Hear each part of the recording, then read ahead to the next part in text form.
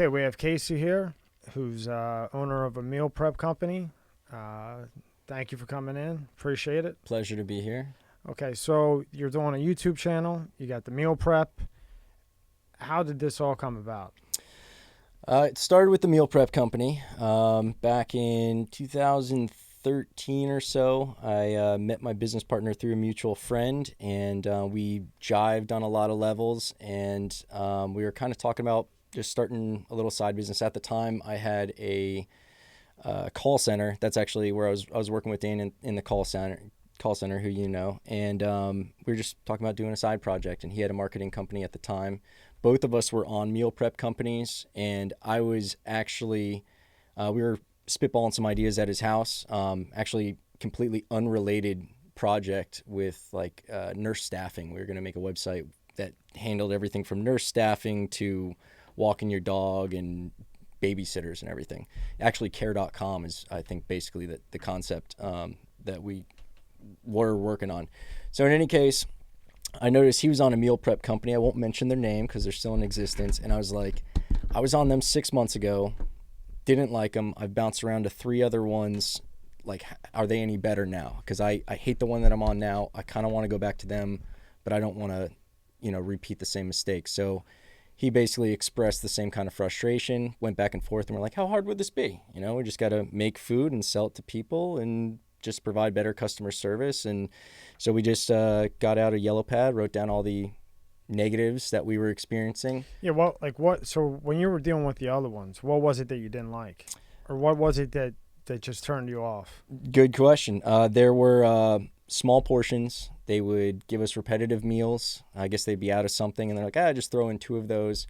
Then the customer service would be horrible. So they could correct that by just being cool with the customer service, throw us some credits, buy some meals back, whatever.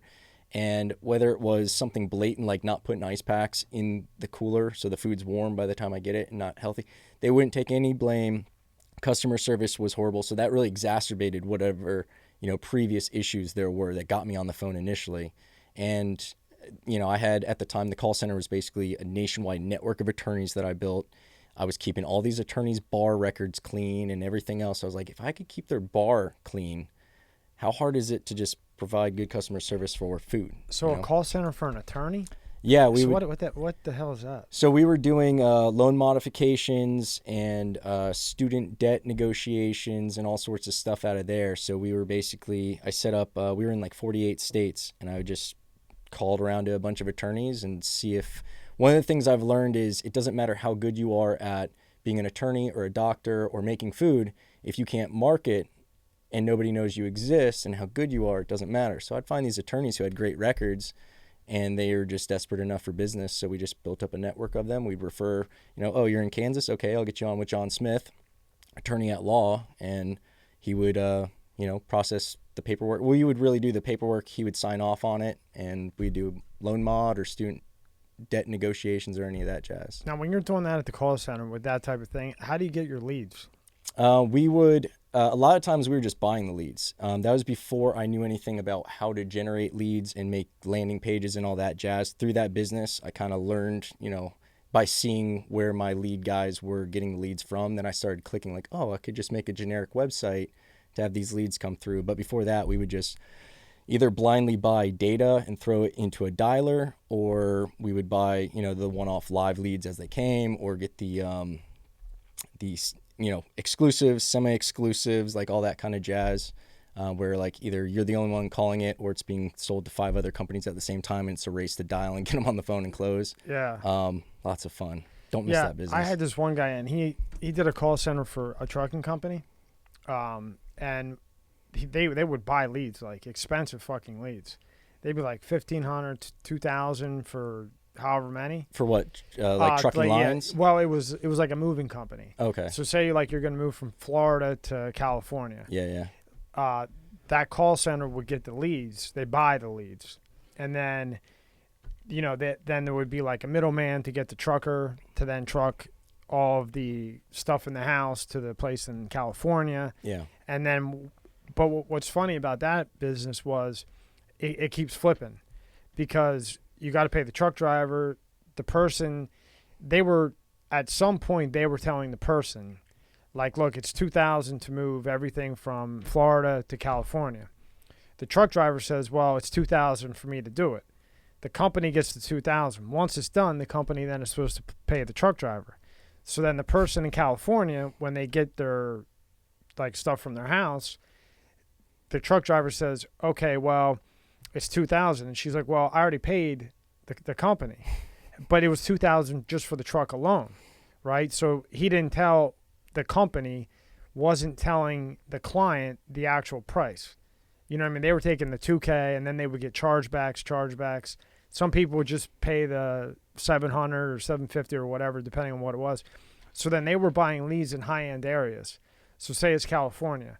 They would pick like moving places to like, not Beverly Hills, but like a place like Beverly Hills where people don't care about $1,000. Yeah. So then they would try to buy leads in those areas to not get the chargeback where the person's like, well, shit, my stuff's here. What the fuck is $1,000? You know what I mean? Yeah.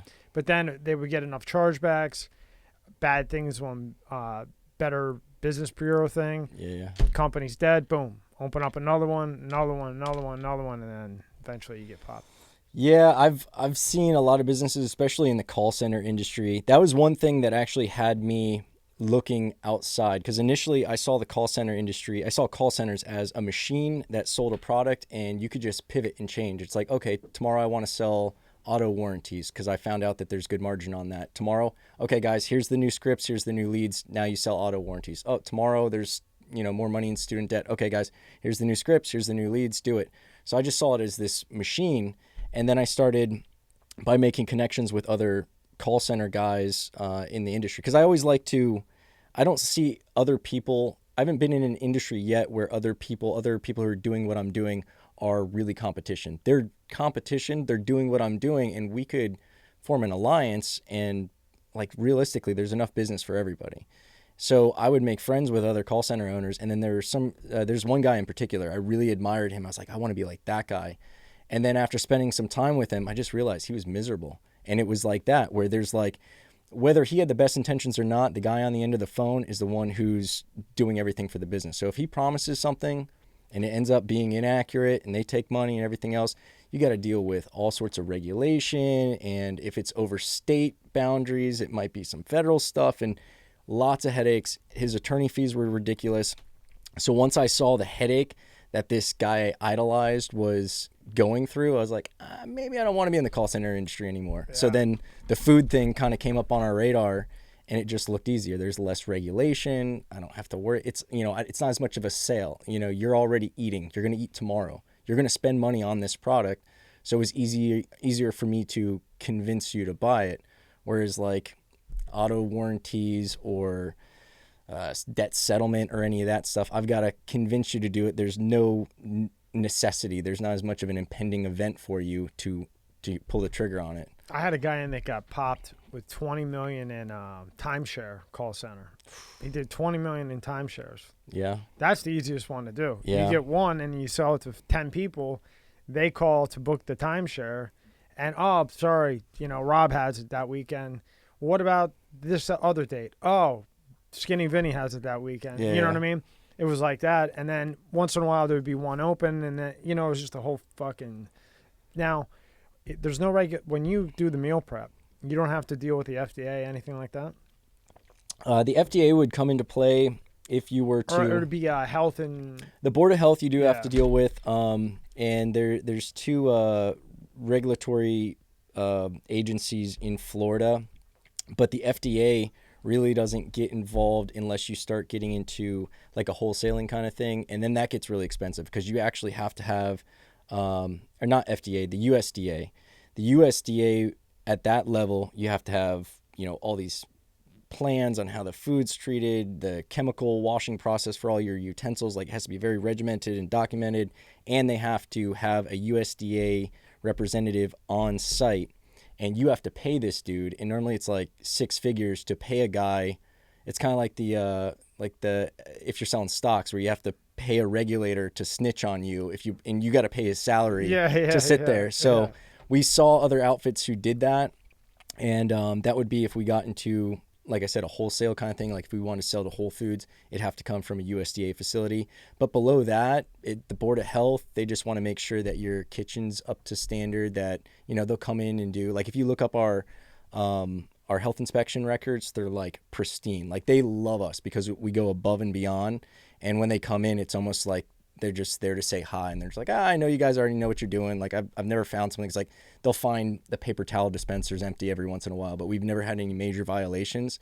So if you stay above board, it's easy to just deal with them. But aside from that, keeping the facility itself clean, organized, safe, and, you know, sterile, that's all you got to worry about. I had a few bars, and they used to break my balls about the temperature of the water. Yeah. They would come in, and if it was 1 degree off, they wouldn't leave. I had to lock the door, and I'd have to sit there and you know, have like the plumber come and play with like it had to be, I forget what the fuck it was. It was some crazy temperature. Yeah. And they literally, the guys like, look, everybody out. We got to do the water. And I'm like, dude, it's 1 degree. Where were they? Where were the bars? I had one in Clearwater, one in Ybor City, one in North Lake, and one over here in Lake Worth. Okay. Yeah, they don't play around with that stuff. I mean, like I said, as long as you're above board, they're a little bit more loose. So we had, you know, when we'd get a new one, they'd come in, they'd want to make sure that we're good. But aside from that, but I know what you're talking about, man. We've had those issues where like the hand sink that we don't use just because it exists, and it's in like the warehouse where there's not even food prep being done, and it's basically like another suite, but they're adjoined suites. They're like, well, you've got a hand sink, so since you have it, it has to be up to code. And yeah, like you don't even need to like you're man. not even using it, but you have to have the water. You have to have it running fucking water. Yep. The temperature's like, and if you get an asshole, whew. yeah, they could shut you down. That's the thing. That's why you just have to be ready to, you know, kiss their ass and immediately fix it and all that. Luckily, all of them except for one, they were still assholes, but they weren't like, okay, shut down, I'll be back in 24 hours. They actually, you know, gave me an hour to fix it so I could open for the evening. Yeah, But I had one asshole that made me shut down, and the fucker didn't come back for 2 days. Yeah, I know of someone who I know his name too. I know of someone who he kind of, and I won't mention the name of the company or the person, but he was kind of operating in the gray, and he was operating when he wasn't supposed to be operating. And in his city, it was through the fire department that did the regulation, and he pissed off the wrong person. And they're like, listen, man, I would have worked with you, but I told you to stop. You kept going.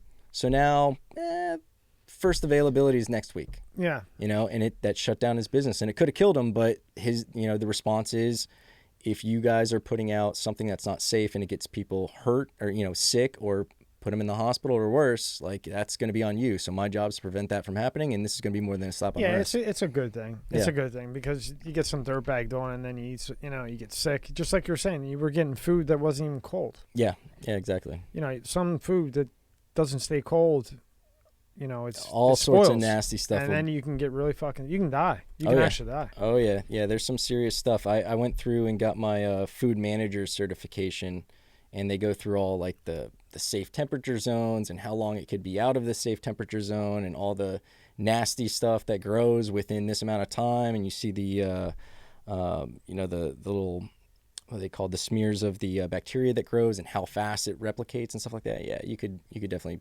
put someone into a bad position if you don't do it the right way. Yeah, I have a good guy. His name's James Bagno. He's a doctor, and he ate something with a seed, and that seed fucked him all up. Really? I mean, like to that, like pretty much almost died. Was on his deathbed, but went to the right doctor and hanging on. Yeah. Now, so where did you grow up?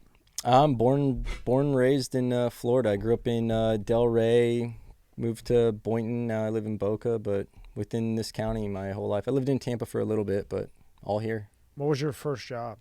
My first job was working at Bethesda Hospital, actually. I was a transporter, and I loved that because there was like no oversight, no real boss. Clocked in, got extra hours. Nobody really knew what was going on. I'd clock in and just transporting patients? Yeah, I worked in the X-ray area, so they would just have someone who needed to come down and have a chest X-ray or leg X-ray or whatever, and we'd go up, grab them, bring them down, and Easy. Yeah, easy. Plus, you could tell girls you work at the hospital. Exactly. I had these cool scrubs that I thought were awesome, and like, I would have taken the name tag, and I would have edited it, and I would have put like just doctor resident, like doing my 10-year residency, like a Dookie Howser situation. Yeah, and I would go over to like some chick's house and accidentally let it fall out of my pocket. You know what I mean? Back in the day. Dude, now it's now there's probably some felonies attached to that. Oh yeah, I'm sure that would be an indictment. Yeah, don't want that. So you worked at the hospital, you did that. Mm-hmm. Then where'd you go from there? Yeah, either you can get from good there. or bad, I hear. I remember I worked at a place called like RJ Gators, and that was a sports bar. And they're no longer in existence. It was they were in the one I worked at was West Boynton. I got it at like they've the been South gone Florida for Fair, like, so expect what you get there. Yeah, they served gator tail. It's like a legit gator. Florida place. They had gator tail on the menu Pigeon, and stuff like cat, that. But it was your typical sports bar kind of spot. Did a lot Gator of restaurants. Yeah, gator tail. What the fuck does that taste like?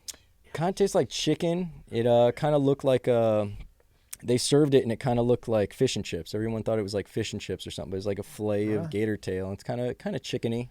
You ever have gator tail? Yeah, either you can get it good or bad. I hear. I had it bad. I was like chewing, like chew.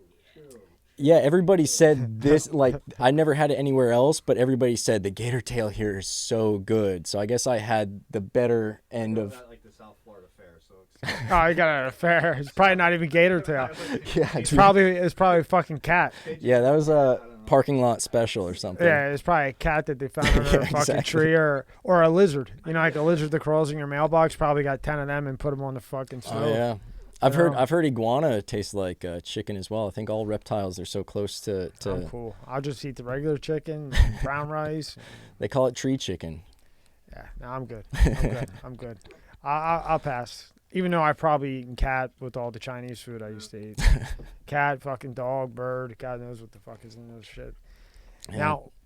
Now you play with DMT. I'm dying to try DMT. Okay. So your first time doing DMT. So go ahead. What were you going to... Yeah, so the first time, so I've just heard about it, and it opens up your mind. Mm-hmm. So the very first time you did it, take me from beginning to end. Because I know you got to be, in the right atmosphere. You can't be, having a bad day, right? No, so actually I went... I really treated it like a whole spiritual thing. I got sage. This was the first time I've saged a place before. And when you say sage, that's you burn the it's like an incense? Yeah, it's like a Native American bundle of it's a bundle of sage. Smudging is the act of what they call it, but you light the sage. What's that? My wife did that 3 days ago. I walk in the house, I'm like, what the fuck is that smell? What is going on? And she had sage. Her sister sent her sage to get rid of... Yeah, it cleans up the energy and... Yeah, all that stuff. So I did that to cleanse the area. And then, first I washed my body to clean myself. Then I cleaned the area with the sage. And then I also had, I think it's called sandalwood or some other type of wood that it's basically the same kind of thing where you clear out the bad energy. I figured, I don't know what works better, but I'll just double down and do them both. So I did that. Everything peaceful, kind of meditated and everything. I really wanted to prepare for it and make, the spirits and the energy all happy and cool with me. And I'm sorry. Now, when you meditate, how do you get yourself into that actual meditation? What I've found, I've always struggled with meditation. And what I've found recently that's worked, it's working dramatically better for me is I will do, are you familiar with Wim Hof? No, do you know what that is? Look up Google Wim Hof and Google DMT. So we have it. Wim Hof is it's a dude. Wimhof is his last name, and he is he's in his 60s now. They call him the Iceman. He meditates on glaciers. He swims. Move that over to the left. So I'll do some of his breathing exercises. No, yeah, but just move it. There you go. This guy? Yeah. And he's just this badass. Scroll down. He has a bunch of world records for swimming in under icebergs and crazy shit. I don't know if we could show the videos. Look at this guy in the fucking... Where's this, Antarctica? What the fuck? Yeah, he's some kind of Norwegian, Scandinavian kind of dude. Super interesting dude. I actually just listened to his book on Audible, and he's just really Wim Hof, interesting. method of breathe work. Okay, so that's what you've been using to get into the meditative state? Yeah, so I'll do this breath work, and actually today I hit a new record. So you do this breath work. It's really simple. It's just fully in, fully out, fully in, fully out, and you do 30, 40, 50 repetitions. There he is doing like, he can control his body temperature. So like this bottom left picture, he's getting right there in the ice.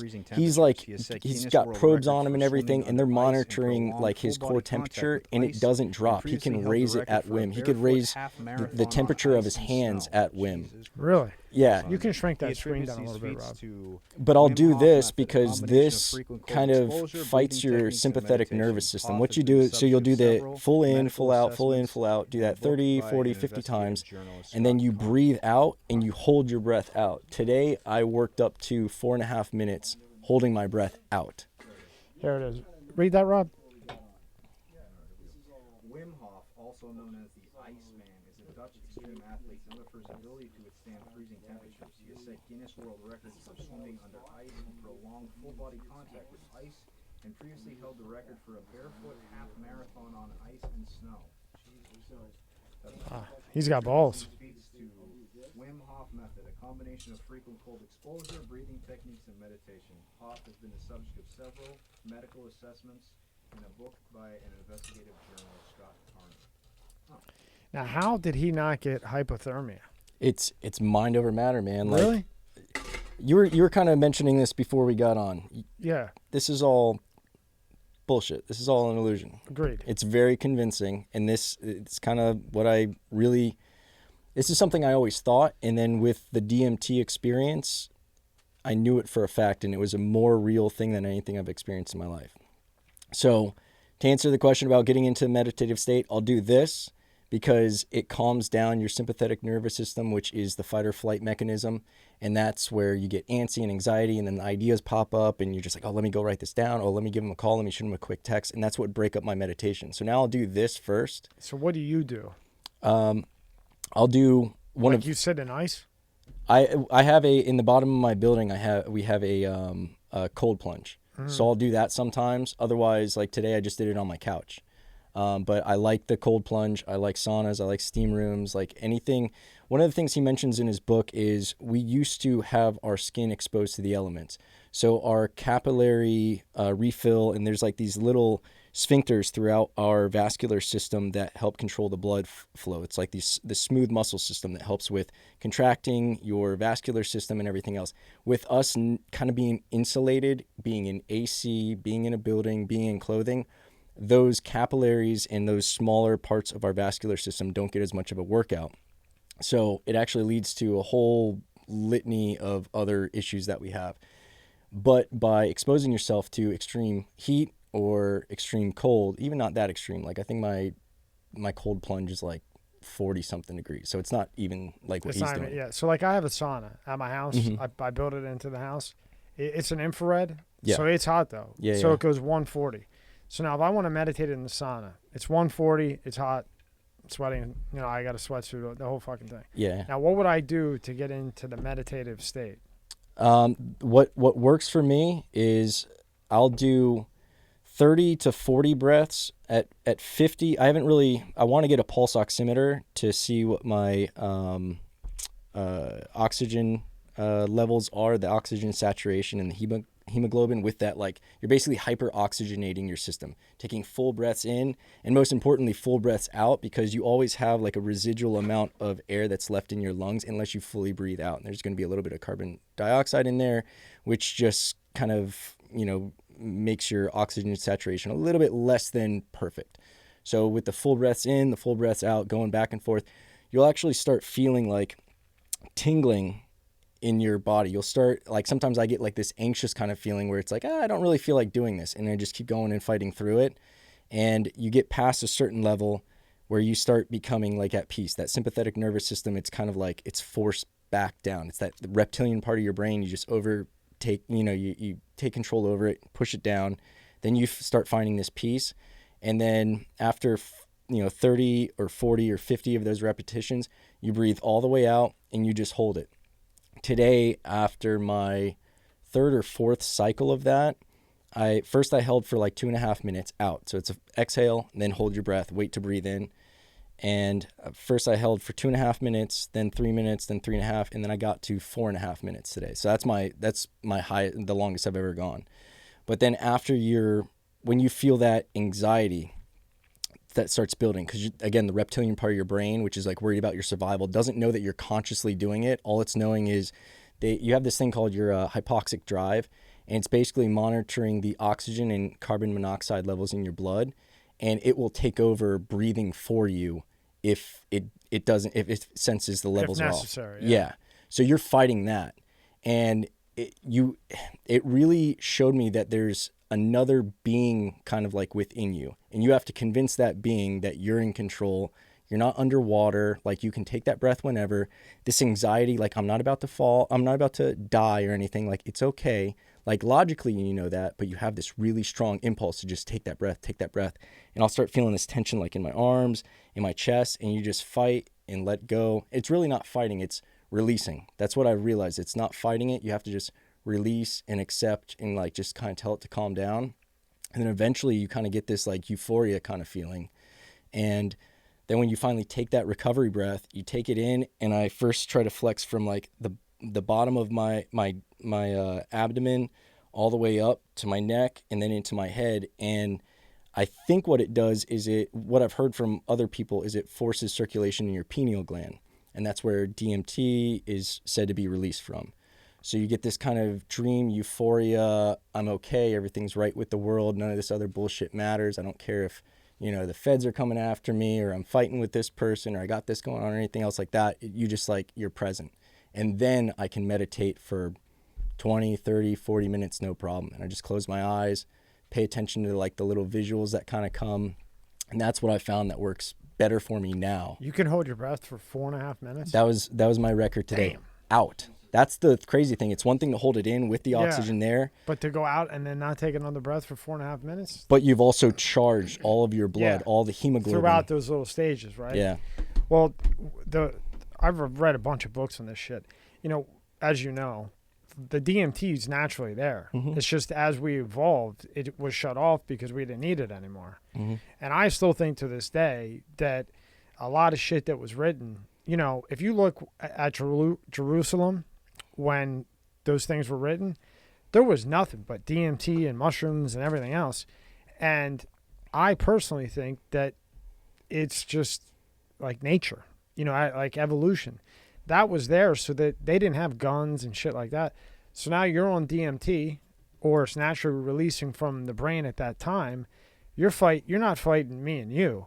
You're fighting a bear, a tiger, whatever it may be for your little village or your cave or wherever the hell you are. Well, then when that DMT is released, you're not, like you said, basically, you're not afraid of that bear. Mm-hmm. And then you'll walk right up to the and stab him or whatever the hell but at that point in time, you needed to have that. Yeah. Well, then as we evolved, it shut off. But the DMT is still in the brain right now. Yeah. It's just not active. Yep. It just got kind of like put to sleep. Yeah. It's just like adrenaline. It's there ready for it. But until it's triggered, it's not released. But it's just another, like, we release it when we sleep, when we get into, I think it's the theta levels of sleep, or REM? Maybe, but I think it's the next level of that. Yeah, I think theta's a wavelength. I don't know. It's been a while since I've looked into this stuff. How do you spell that? Theta. THETA. So before you do the DMT, you'll meditate. That's the first thing. Do you do it alone? I've done it. So I've done it 3 times, and once was with my fiance in the other room. Twice was with her in the other room. Once I was by myself. Yeah. Is this it here? Theta. Look up like theta brain waves or something like that. State brain waves. Yeah. Something. Okay. Let's see what this shit says here. Yeah. So theta brain waves are slower. Oh, it's the gamma. The beta gamma. Yeah. Yeah. Theta waves are strong during internal focus, meditation, prayer, and spiritual awareness. It reflects the state between wakefulness and sleep and relates to the subconscious mind. It is abnormal in awake adults, but is perfectly normal in children 13 years old. It also is normal during sleep. See, we're connected to this stuff, and it's normal until it's programmed by society out of us. Right. Makes sense. Okay, so you meditate. The first time you did it with your fiance? She was in the other room. She didn't partake that time, but she eventually did try it once, and she didn't have anywhere near the experience that I did. My experience was basically the same all 3 times, to the point where like I don't even know if I would do it again, because I just have the same experience, and I don't know if there's a way to get beyond that. There's different molecular structures for DMT as well. So I've heard that if you take it in the different forms, you might have a different experience. Like Joe Rogan talks about seeing other beings, and I didn't have anything like that. My experience was basically, it's so hard to articulate into words, because it's like trying to explain algebra to ants. Like, it's so abstract, but essentially what I came to know was that there's basically, imagine a consciousness just coming into being and becoming self-aware, and there's nothing, and then it thinks of everything that's been created: matter, light, being able to see, being able to hear, and eventually this God, basically, for lack of a better term, that is, omnipotent, omnipresent, capable of doing anything, creating anything, eventually it gets bored, and it wants something else. So we have created these identities to basically keep ourselves distracted from the fact that it's like kind of, I come out of it like sad and happy at the same time, because it's basically, I know that we are this lonely consciousness that has this ability to do anything, but being able to do everything is worth nothing without someone to share it with. So we've created these challenges and struggles and pain and everything else just to kind of distract ourselves from this fact that we're this thing beyond time, beyond space, and everything else that really, for lack of a better term, just became bored with being a lonely God. So we've created all of these things just to experience these different lives, whether, and you would think like, why would a God decide to be, a paraplegic, or spend a life as a slave, or spend a life as someone who ends up in prison? And it's just because if you have an infinite amount of time, and like 80 years, actually, once you're out of it, goes by like that, it's like, why wouldn't you? Just to experience something novel. And if you notice, human beings are always looking for something new. We're always looking for change, but then paradoxically, we're also afraid of change. And we want control, and when we can't control it, and there's a change happening that we can't control, we look for more control. But then if we control everything, it's bored. If you were playing a video game and I put you on God mode and you couldn't be hurt, your money was maxed out, you had all the cars and houses in Grand Theft Auto, how long would you play? There's no challenge to it, yeah, right? Exactly. So we seek the challenge. We're frustrated by the challenge, but then if it was gone, it's this weird thing that it's just a circle, man. Just keeps going around and around. I get it. Okay, so you meditate. Now, how do you take it? There's different forms. There's like the traditional ways through ayahuasca, and it's something that you consume and then you trip for like 24 hours. If you get the crystallized form, which is kind of, distilled, it goes through this whole process, and it's actually a crystal or powder substance that would melt. You can smoke it, and that experience only lasts for like 5 minutes. And it's the weirdest thing, because literally 5 minutes later, you're stone sober. And you're like... But it feels real long. It feels longer than 5 minutes? It feels like you're detached from time. Yeah. Like, it feels like you go into it, and in my experience, I've made the decision to come back. It's like once I go there, it's like I'm remembering the fact that you're this God it feels almost like being in a prison of consciousness, and you're all alone. And then to distract yourself from the fact that you're in prison. Imagine if you're in prison and you had a super realistic VR game, and you're playing this game and you're getting frustrated by the game. And you're like, oh, how do I get out of this? How do I get to the next level? And then you find this thing that lets you pull out, and you're like, oh shit, I'm in prison. I'll go back into that game. Yeah. And you go back in, and you're like, I'll deal with this. Like, this is cool. This is better than that. I'll go wash the dishes and mow the lawn. Like, this is better than remembering that. Yeah. And there were certain words that had such meaning and they kind of like echoed. And one was forget. Like it was so valuable to be able to forget that I was, this God. Remember was another one. It was the whole thing about connecting with another person is extremely important. And again, it's hard to articulate these concepts because you feel them, you don't hear them, or you just remember them. But it was like an extreme value in us being people and being able to have differences and everything like that. And that was the whole importance of all this, is us distracting each other and getting along and being able to experience each other and learn from each other. And it's so weird, man. So when you smoked it, right, and the 5-minute thing, you hit that. What's the first thing you feel? Like how's the onset go? So I describe it as like one hit really won't do it, but it hits you so fast. So you try to inhale and exhale and then take another hit. So the most I was able to do, I think, was like 3 or 4 hits before, and I call it staticky. You just start feeling this onset of staticky. You kind of, I don't want to scare you into thinking you lose control of your body, but you realize that like you lose the ability to work the lighter and stuff like that. You just kind of lose that coordination. It's like, oh, let me put this down and let me lay down right now. So you try to take in as many hits as possible. And I've seen videos where people have like a buddy help them, or they're lighting, like, take another one, come on, man. So you can break through. Because if you take one hit, you'll see some visuals and you have a cool experience, but it's like you're in the waiting room. You're not in the real show yet.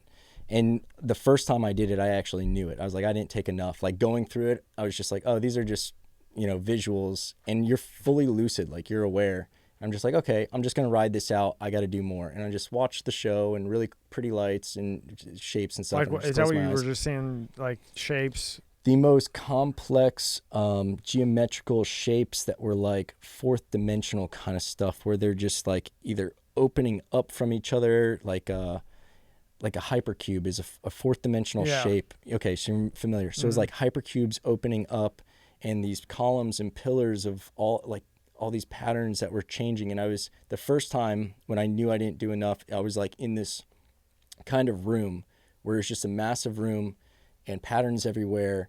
And I was playing some music and I could hear the music and then I could control it in my mind. And it sounds weird, but it's like I could play it forwards, backwards, and sideways. Makes no sense right now. It's not supposed to make sense in the 3rd dimension. Yeah. But I could play the music forwards, backwards, sideways, and I was like, this is amazing. And I kept on going back and forth from being so amazed by what I could do, and then I was like, I've got to tell my friends about this, and then they'd go back to the realization of, you are your friends. Like, everybody is, like, there's no sense, we're not supposed to know this. Like, you're not supposed to tell Super Mario that he's just a video game character. Like, he doesn't need to know that stuff. Yeah. He won't understand it. He's a 2-dimensional little boom, boom, boom, jumping on turtles. Right. Like, he doesn't understand IRS and, transmission fluid and like all this other stuff. He's worried about getting the flowers and the mushrooms. So and then it's just another circle of like being amazed by yourself, wanting to share it with somebody, realizing that nobody's really anybody, and just keep going back and forth.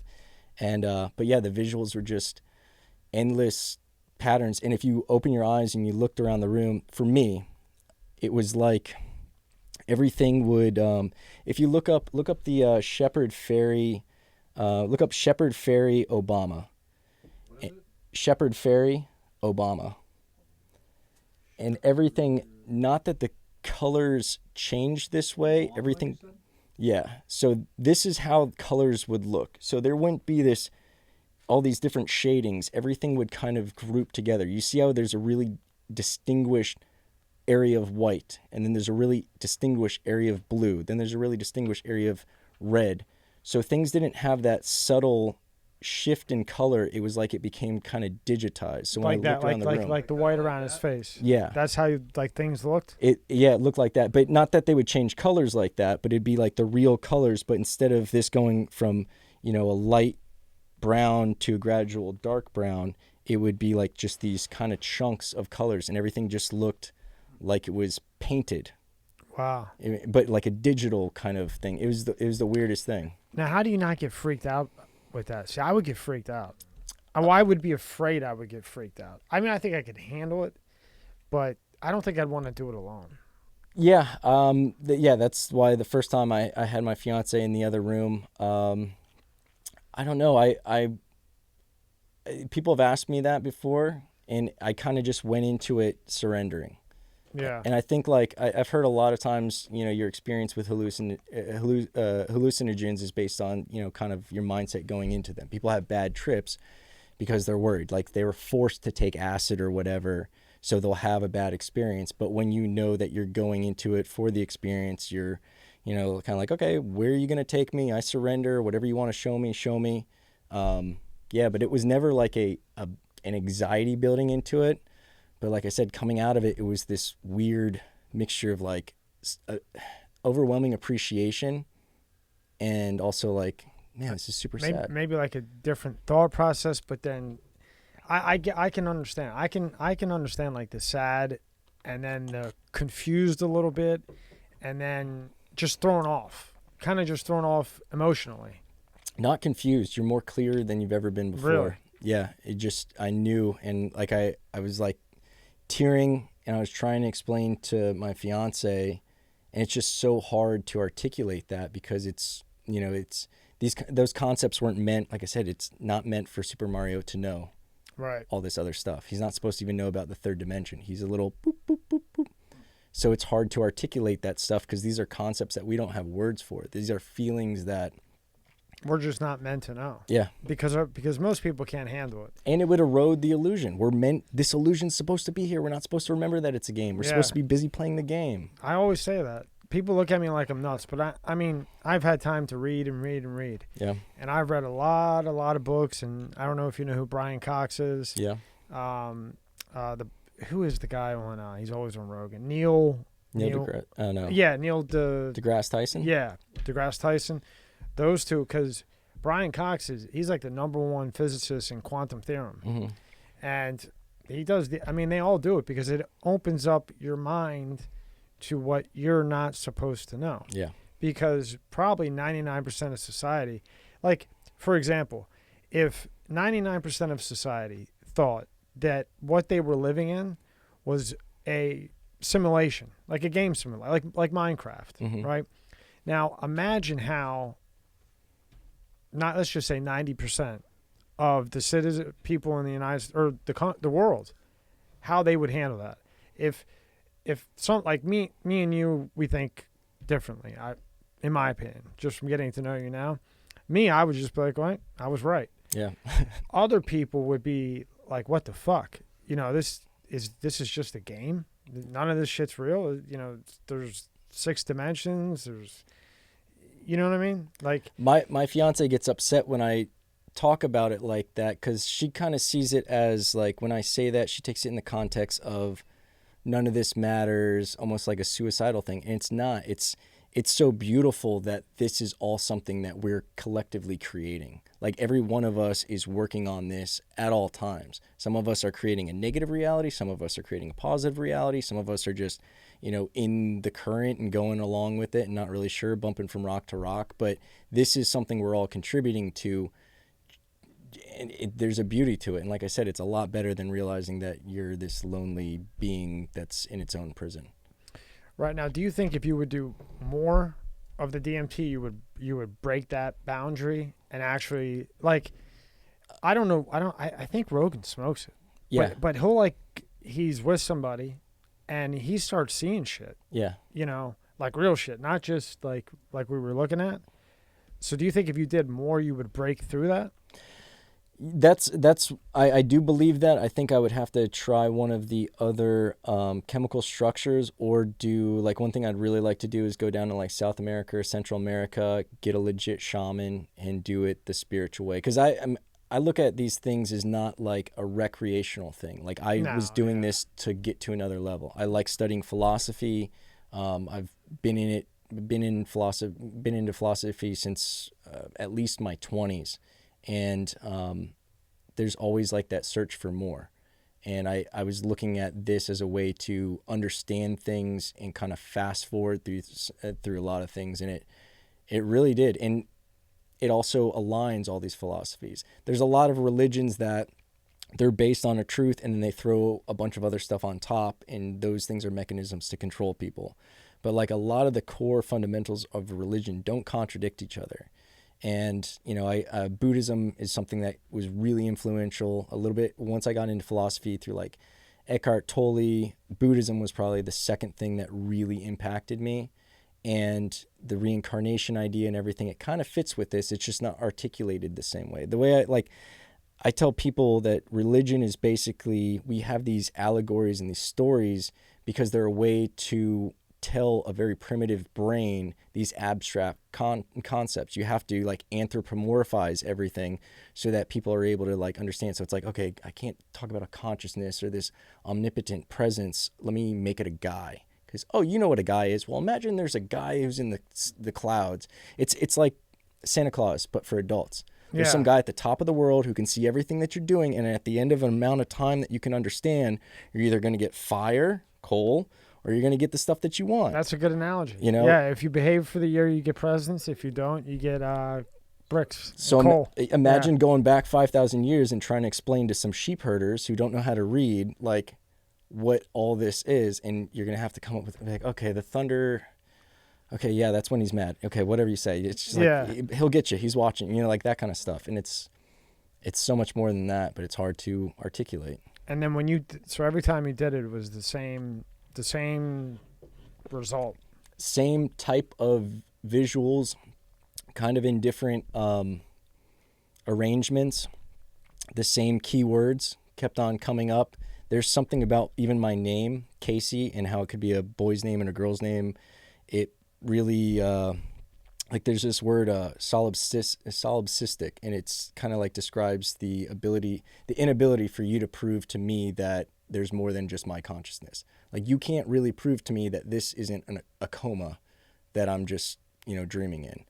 And there was something where I am like this representation of both sides of things. And I was even thinking of my friends, like all my friends have a nickname. There was something to the dichotomy of everything and how there's two meanings to everything. Was it like you just couldn't quite grab it? Yeah, it was just always out of reach. And there was this kind of song that was playing, and I'm still not sure if it was from something I was listening to on Spotify, but it was a female voice, and all three times it came back to me. So I don't know if it was something that was triggered from that experience, and the first time it was there and it came back, but it was like this repetition of bet you can't, bet you can't, bet you can't, and it was a female voice, and it's the weirdest thing. It's really the weirdest. See, I would want to do it with a monk. Yeah, I wouldn't, because I mean those monks, and they live forever. Yeah, motherfuckers live to 103, 104, and they don't even. They got no stress, man. They're connected to the other dimension. Yeah. They're just here to. They're in that other dimension. Yeah, man. Now, when you said third dimension, did you believe in that prior to doing the DMT? Or that just opened your eyes to it? That's the thing is, when I've shared this with my friends and my fiance, this did correlate with a lot of the beliefs that I had beforehand. So there is always the question of, well, how much of that was just, you know, confirmation bias? You just telling yourself, you know, what you think it's going to be. There was stuff beyond what I realized, or I realized that was beyond what I thought. But yeah, I already believed in other dimensions. Would you say that you believed in it, and then when you did the DMT, that kind of solidified your hypothesis? Yeah, belief isn't the right word. So it's like opinion. It's like I thought these things were true, mm-hmm. and then beyond a reasonable doubt, I experienced that it was true. It's like, I think that fire is hot. I think if I put my hand in that fire, it's going to hurt. Now I set my hand on fire. Yeah. And then what is the third dimension to you? What does that mean to you? I think from what I understand, this is basically a hologram of, I believe this is kind of, for lack of a better term, kind of like a shadow of higher dimensions. Like, you're familiar with the hypercube. Yeah. Carl Sagan has this great example where he describes the different dimensions, and he says, like, if we were to take a cube, and cube's a three-dimensional object, and we were to cast a shadow, we would see a square, and that's a second-dimensional object. This cube can't exist in the second dimension, So it exists of a shadow as a shadow of itself. So taking a fourth dimensional object, bringing it to the third dimension, it would only be a shadow of itself. So while it would be a three-dimensional object here, just like a two-dimensional object in a two-dimension would, exist, a circle versus a sphere, a square versus a cube, a hypercube, as you know, fourth dimension, its shadow is a fourth dimensional. That's the fourth dimension. Yeah. So I think that everything here is like a sliver of what it is. And these are kind of like icons that icons like on your screen that we interact with, and they're just different interfaces. And there's this book that I'm going through right now called You Are the Placebo. Super interesting. It's all about placebos. They have some bit about hypnosis and everything. And they have these amazing responses to things where even one of the studies, they told the person that they were taking a placebo. And this is a placebo, but we also have seen that placebos sometimes give people these desired effects. And then the people, knowing that placebos could possibly give them this effect, will still have those effects. So much so that when they would take something that was supposed to be a painkiller, they actually would feel a reduction in pain. And then they would give them naloxone, which is also known as Narcan, which blocks the opiate receptors. When they would give them the naloxone, it blocked the opiate receptors, the pain came back. So it's so real that it actually affects your body's chemistry. And it's this feedback loop where what I believe internally is manifested externally. What I believe, what's external is also going to give me an internal change. So this third dimension is kind of just an interface. It's a very elaborate interface. So that would solidify what you had said earlier, that it's in your mind. Your mind controls it. So when you have pain and you take a placebo, it's not a Percocet or whatever. It's a placebo. But somebody, let's just say I manipulate your mind and tell you that placebo is going to work. And you actually believe it and take it in and accept it. Now it works. Yeah. Now I give you the Narcan so you can't even absorb the painkiller, and it does nothing, and the pain comes back. Yeah. Because your mind was believing that pill was going to work. Yeah. Then that pill didn't work. With the placebo, your mind believed that pill, the placebo, was going to work, and then it worked. Yeah. So your mind started producing its own opioids, and they started hitting the receptors. They started numbing your pain. Then they give you the Narcan, blocks them, pain comes back. I 100% believe that the mind can control that. 100%. Yeah. I think there's 6 dimensions. I'm not sold. I don't know. I mean, nobody knows for sure. Yeah. You know what I mean? But, I talked to Rob about this before. Like deja vu? Like, I always say this when I talk to people about this, but I don't give a fuck. So, like, if I'm walking down the beach. Now, I've never been to this beach. But I feel like I've been, but I'm looking at something and I'm dead fucking set I've been there, but I've never been there. My conclusion to that, because I can, like, I'm like, oh, I've seen that before, and I'm dead set. I've seen like a restaurant I've never seen in this dimension, but I've seen it, and I know the name, and I can tell you what they serve and crazy shit like that. That solidifies to me that deja vu is just another dimension, like. The energies cross wrong, and that energy just accidentally got through for that split 10 seconds and created that. Yeah. And Rob, he has an interesting story. We always bring this up when we talk about this because it just solidifies, like, you start putting pieces of the pie together, right? You do the DMT, your mind opens up more, you read your books, like the pie just starts to come together. And then it's a matter of, you have the pie. Now, what the fuck is this pie? Now it's trying to dissect it. So now you're like, you have the pieces of the pie, right? Let me start off by saying I went to Catholic dimensions, school, maybe assimilation. my whole life. The My deja dad is vu the least thing. religious person walking the face of the earth. Your mind Never went over to church. the situation He that told can be off the one controlled. nun the one So you have time all in my these school crazy when I was a pieces, kid. all He's pieces just- that he's you're just not religious, supposed to and he doesn't be able to believe in comprehend ghosts, and or he's not know. into any of that stuff. But So, because you've read, my your mom and, IQ's at a certain myself were level, or you're away. interested, My or dad you was opened sleeping, up and it some was like, part of your midnight, brain 1 that o'clock isn't in the supposed to morning, be and, opened up. Now you he have heard, this like, a pie, noise, and like you're somebody like was in the house. trying So to he woke dissect the up, he motherfucker, like, turned the lights on, you looked know, around, like there's nobody what's there. what He goes laid back where, down. this, that, the other. And Couple Rob's minutes gonna go by, tell him that he story hears about something again, your he father, hears because his this name. still Bob. fucks me Somebody up when said, he tells me this. Bob. Jumps out of bed again because now he hears his name. Fucking goes throughout the house, nothing. Falls back asleep. That was it. Wakes up the next morning. Gets a phone call early in the morning from his sister-in-law, and she says, "Hey Bob, I just want to let you know that your brother passed away last night." My dad said, "Really? What time?" And it's like 2 in the morning, 1 in the morning, whatever time that was. And that's what we're assuming was his brother saying goodbye to him, or because and my dad would never say that story because he doesn't believe in stuff like that. And I was shocked when he was telling me the story. I'm like, holy shit. So I don't know what that is, right? What is that? So in other words, jumps out of bed again. Now he hears his name. Fucking goes throughout the house. Nothing. it was his brother, right? His brother, yeah. Sleep, that was it. So Wakes up the is next that morning. He completely gets a phone call early in the morning from his against God sister-in-law. to the She fullest, says, right? "Hey Bob, None of that I shit. just want to let you know that Then, your brother passed away What, last night." at 3 a.m. he heard, Yeah, 2, whatever, 1. 2 a.m. or whatever time it was, What time? he heard his brother. Right? He heard a noise first, like somebody in the house. Yeah. Nothing. Went back to sleep, maybe for a few minutes, and then he heard his name. Bob, Bob, Bob. And my dad would never say that story because he doesn't believe in stuff like that. I was shocked when he told me the story. I'm like, holy Let's just say shit. it was 2 a.m. So I don't know what that is, right? What is that? So in other words, correct me if I'm wrong. So in other words, it was his brother, right? His brother. It was his brother. So his dad completely non-religious, Yeah. against God to the fullest, right? None of that shit. Then at 3 a.m. he heard, or 2 a.m. or whatever time it was in the morning, he heard his brother, right? He heard a noise first, like somebody in the house. Yeah, Nothing.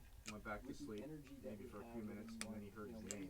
like somebody saying Bob, Bob, Bob, Bob. And lo and behold, when his father looked at the clock, let's just say it was 2 a.m., his father's brother died at whatever time it was when he looked at the clock hearing that Bob, Bob, Bob. His brother died. I've heard of stuff like that before, and I think, I mean, even our physics that we have, the law of, there's a law of physics that says energy cannot be created or destroyed. It can just move, into different states. Like it could turn into matter or something like that. So with the energy that we have, whether you want to, whatever you want to call it, but the spirit of things, I think that's just another form of energy. And really, Edgar Cayce was this guy who used to, I think like in the 20s, he used to go into like these hypnotic trances and like get this, and he had like an 8th grade education or something, but he would get into these hypnotic trances and he'd come back with like crazy complex knowledge of stuff. Like you have some kind of rare ailment, and he would be able to go into these hypnotic trances and he's like, the medication that's going to cure you isn't made anymore. But if you go to Reno, Nevada, and you take a left off of the interstate and you'll see this gas station, if you go under the shelf, one bottle fell behind the shelf and you can find it there. And people would go and do that and it would be there.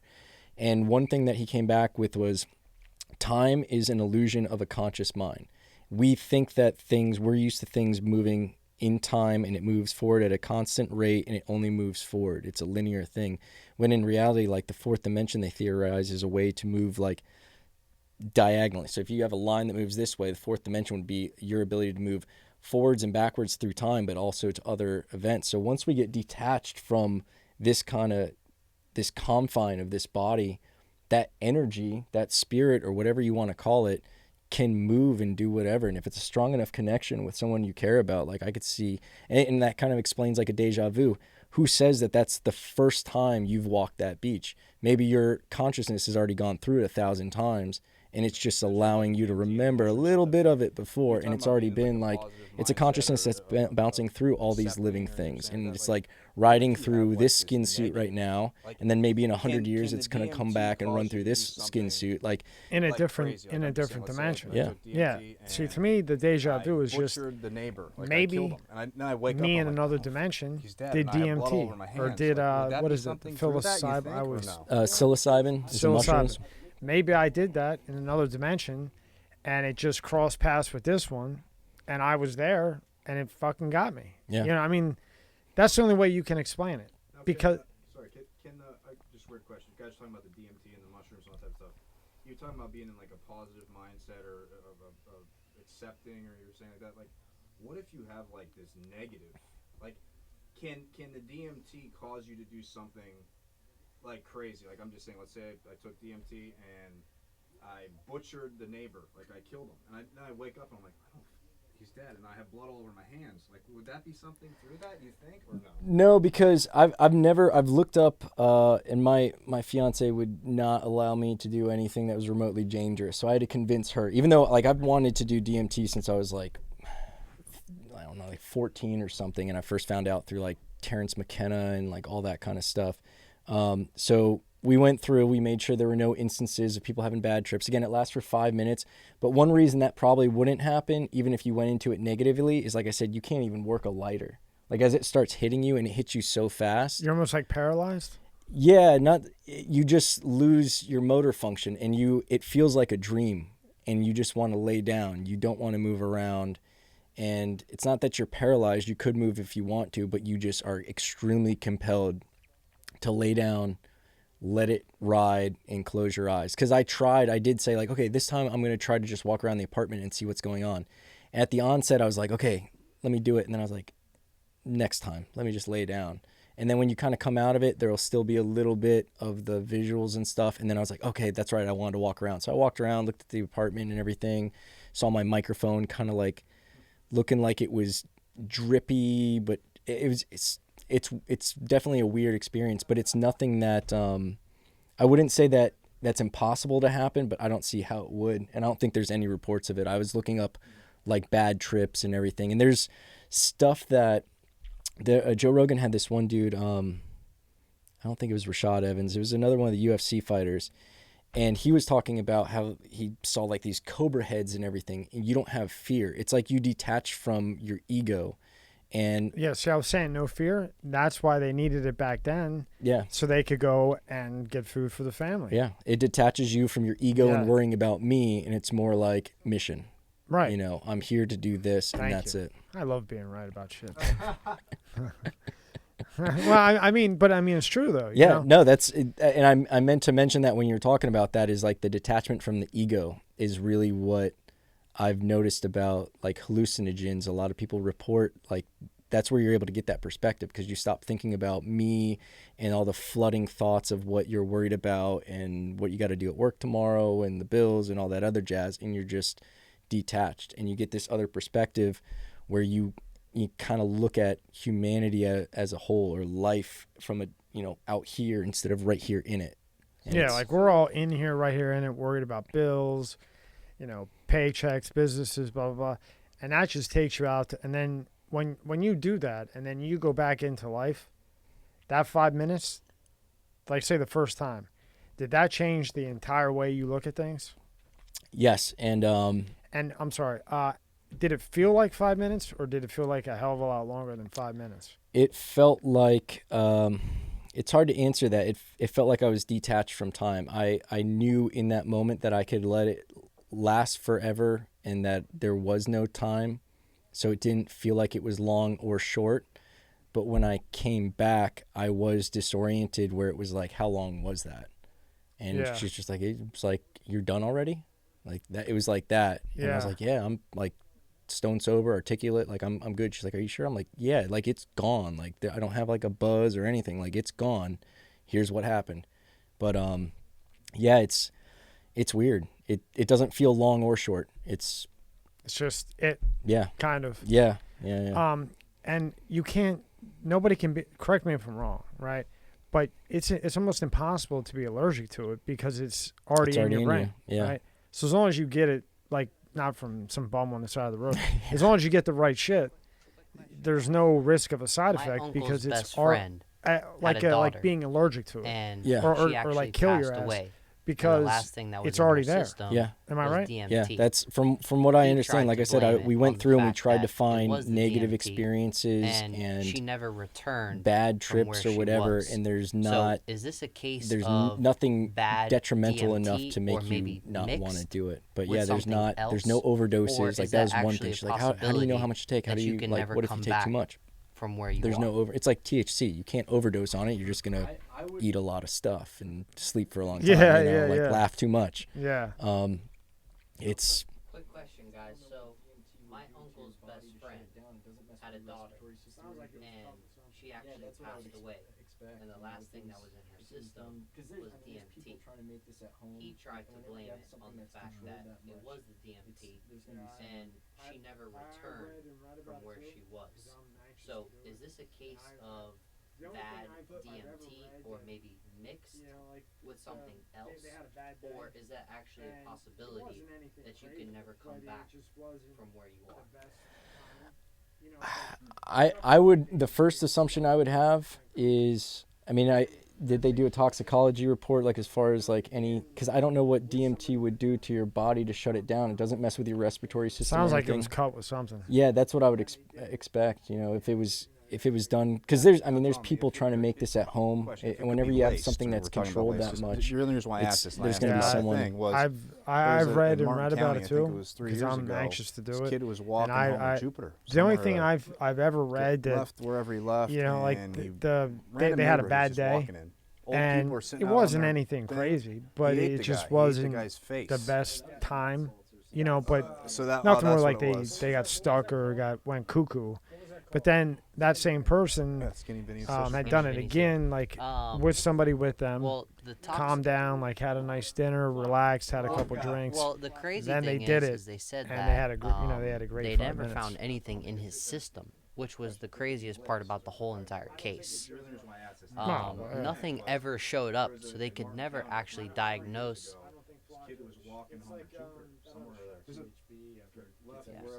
He couldn't remember what actually he took or what he did, so they were just guessing and guessing and guessing. And Oh, that was Yeah. bath salts or something. That's, wasn't it? Yeah. What was Yeah. that? What was that called? if, What was that called? Skinny Vinny, by the way. Yep. What was that called? Well, No, he- no, he they it went was to- Flocka. Flocka. Flocka, That's what yeah. it was. Fucking Flocka. Crazy thing is they said that they never found anything in his system, which was the craziest part about the whole entire. I don't think case. it shows up. Yeah. I don't Never think it. showed up, so they could never Nah, actually I don't. diagnose- I don't think Flocka is. It's like that other shit. GHB, I've heard, gets out of your system really quick too. Yeah. He couldn't remember what actually he took or what he did, so they were just guessing and guessing and guessing, and It was probably Flocka. That sounds like Will that Flocka. make you hallucinate like that? To do Yeah. I think I remember fuck that it, one. you He take went it up off. like into their driveway, the garage was open, like the husband and wife, right? Yeah. No. That Yeah. Was, no, dude. That was Flocka. Yeah, that was a fucking, Flocka that thing. ain't fucking DMT. No. But yeah, that Flocka shit's nasty. Remember that? That was Yeah, fucking crazy. yeah.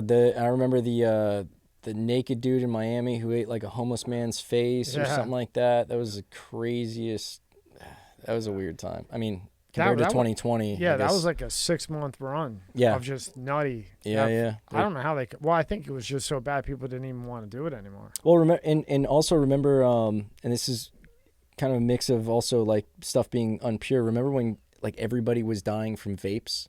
Yeah. And it was because they were homemade vapes. It was like some kid trying to extract Right. THC and make his own vape or something Yep. like that, and he's using God knows When what. I had the vapor shops, like I didn't do it. I always bought from like the main ones. Back when I was doing it, it was oh my god, Space Jam, the Space Jam one. I think it was called Space Jam. Space Jam. Oh god, it's been so long. I don't know. There were so many. Milkman. I don't know, like all kinds. But then, like you said, you could go on eBay and get a liter of pure nicotine. Yeah. Like, if you take like a 1 ml of pure nicotine, and you don't know what you're doing, that will kill your ass quicker than shit. Yeah. And for the person making it, if you're making it out there, your ass better have a mask on and gloves on, or you are gonna be in trouble one of these days. That's what was whacking people, not the vape. Yeah. I mean, Homemade chemist, garage Yeah. chemist. Yeah. So, I mean, that's probably what happened with that. And when he was saying it didn't show up in the blood, remember that whole analog thing? There was like the big analog. So my friend actually got nailed. He got rocked. So like they would take Xanax, Klonopin, Oxycontin, Percocet, and the Chinese would find a way to move one molecule, right? And by moving that one molecule, it gave you the same effect. So like the analog of Xanax, right? I forget what they were called, but they were called something else.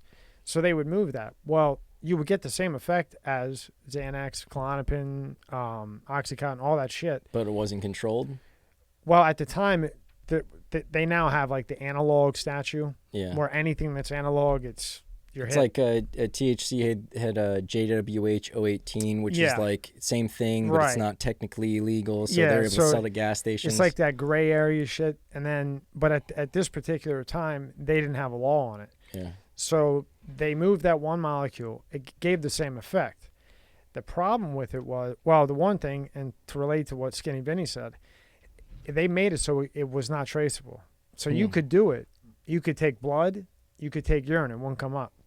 My friend Dominic, he ended up passing away. Rest in peace, good guy. But he took it, right? He took the one, what the hell? I think he was taking the Xanax one, and he was just hammering it. You know what I mean? Gets on 95, gets in a crash. Totals the car, hits the car. He's all fucked up. They take him, blood test, urine test, they can't find anything. Nothing came up. Because the whatever molecule they moved it so it doesn't come up in the blood and urine. You know what I mean? You got the best scientists in the world over there. So he got away with it. He just got an accident because they couldn't. I mean, if nothing comes up, what are you going to charge him with? Yeah. It was just an accident. It was his fault. In Florida, it's both people get hit. Well, when they did this with these analogs, the problem with moving that molecule, they fucked up the half-life. Okay?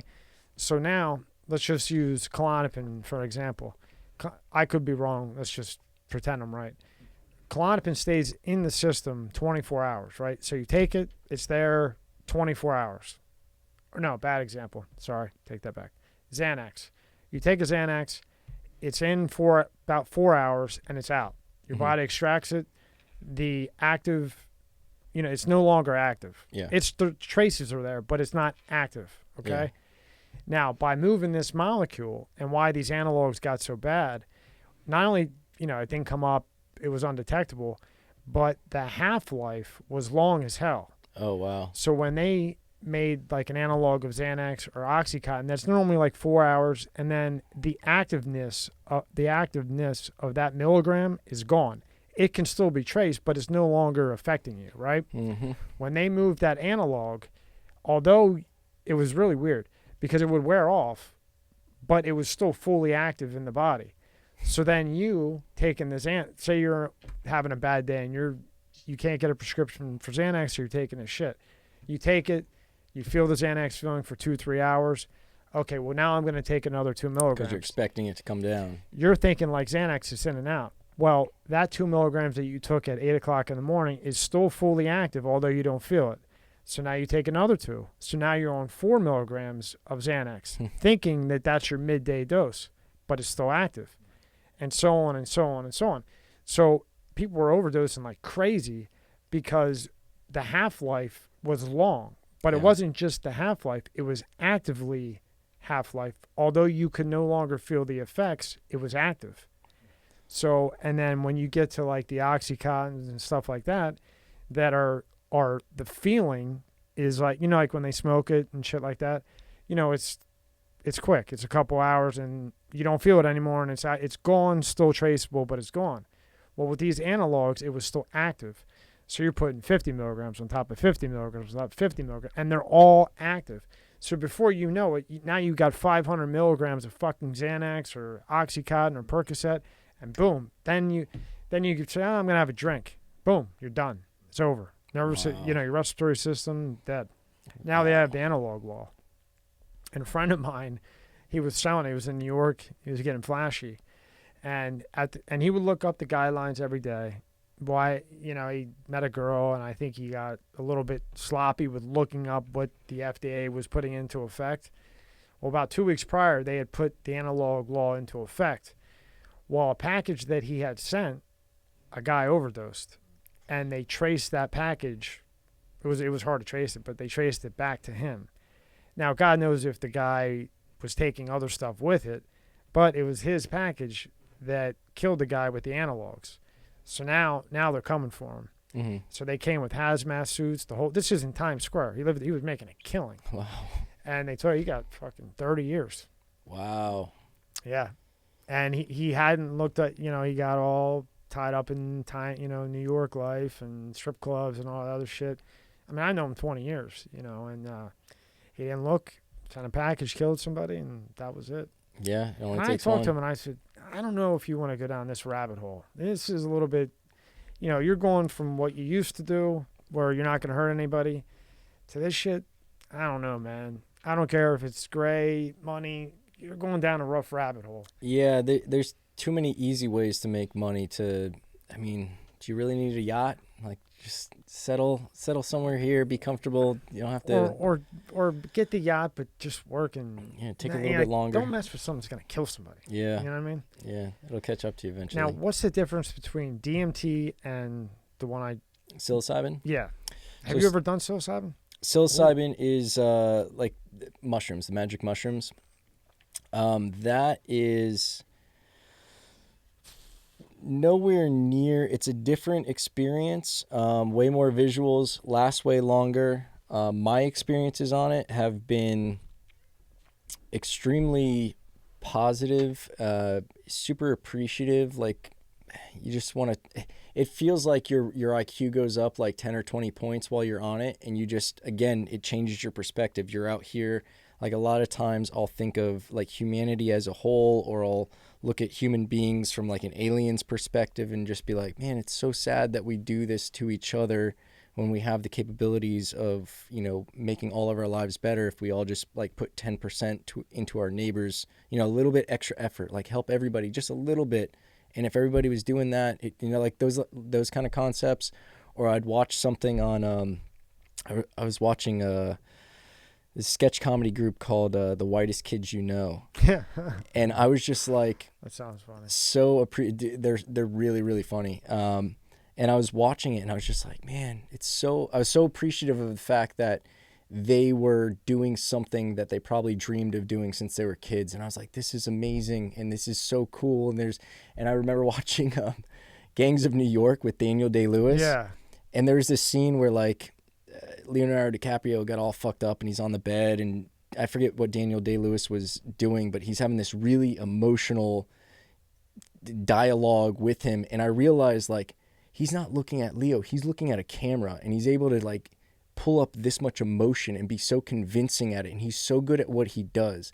And he's like one of those rare humans who's able to find the thing that they were really put on earth to do. And he's probably wanted to do this his whole life, and he's doing it, and I get to benefit from it. And there's another guy in that room who's behind a camera, and he's wanted to be a cameraman for his whole life. And there's another guy who's a director, and he's wanted to be a director for his life. And there's a writer, and like all this stuff. And I was just so appreciative of everything. So would you say that in your experiences that the psilocybin was more of a opening up to the universe than the DMT? I would say the psilocybin was a good prerequisite. Like, that experience made me comfortable with, okay, some shit's about to go down. You're going to see some weird shit, and you just go with it.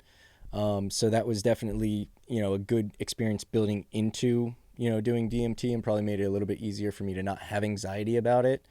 But psilocybin is, people take it to party and stuff like that. Most of the time I've done it has been secluded with like one other person or a small group in a controlled environment. I did one time at it's like Dead Mouse or something in Miami. Went to a club, and that was cool. Like, the music definitely adds to it and stuff like that. I didn't get crazy visuals. Like, a lot of people who haven't done hallucinogens, they assume that you see spiders crawling over the place and all this crazy shit. I've never had that kind of experience, but it'd be something, again, where I'm conscious, I'm in control. I know that I've got something in my body that's screwing with what's going on.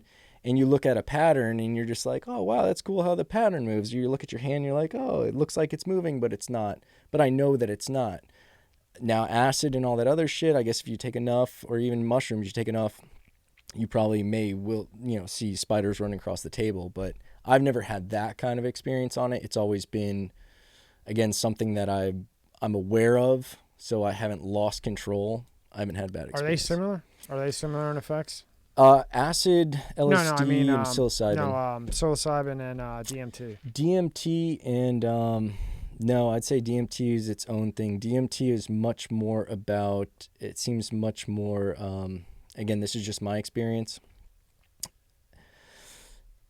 even the visuals, it's more of a geometric kind of thing and making the visuals in your head, whereas like psilocybin is more dependent upon what's there. If you close your eyes, you'll see interesting shit on psilocybin too, but it's not necessarily corresponding with repetitive patterns in geometric shapes. That's a DMT thing. Repetitive patterns, geometric shapes, lining of stuff, whereas like psilocybin would be more like, I remember one time I would close my eyes and it was like seeing this really complex and intricate like factory kind of thing going, where there's like a conveyor belt taking these bottles this way, and then there's like another one on this wheel taking the bottles up, and like this whole intricate thing's going on, and I can like zoom into this area of the factory and see like all the little stuff going on over here, and then I go over to this area of the factory and I see all this stuff going on, and I pull back and all these things are going simultaneously, and I'm just so amazed and appreciative of what my brain can do. And this was psilocybin. Psilocybin, yeah. I know guys that did that, and then they had the, I don't know if you want to call it a tripper, they had the experience with the psilocybin, and they then went in, they had businesses, you know, like just what you're saying, and they remembered what they, like you were saying, the IQ shot up.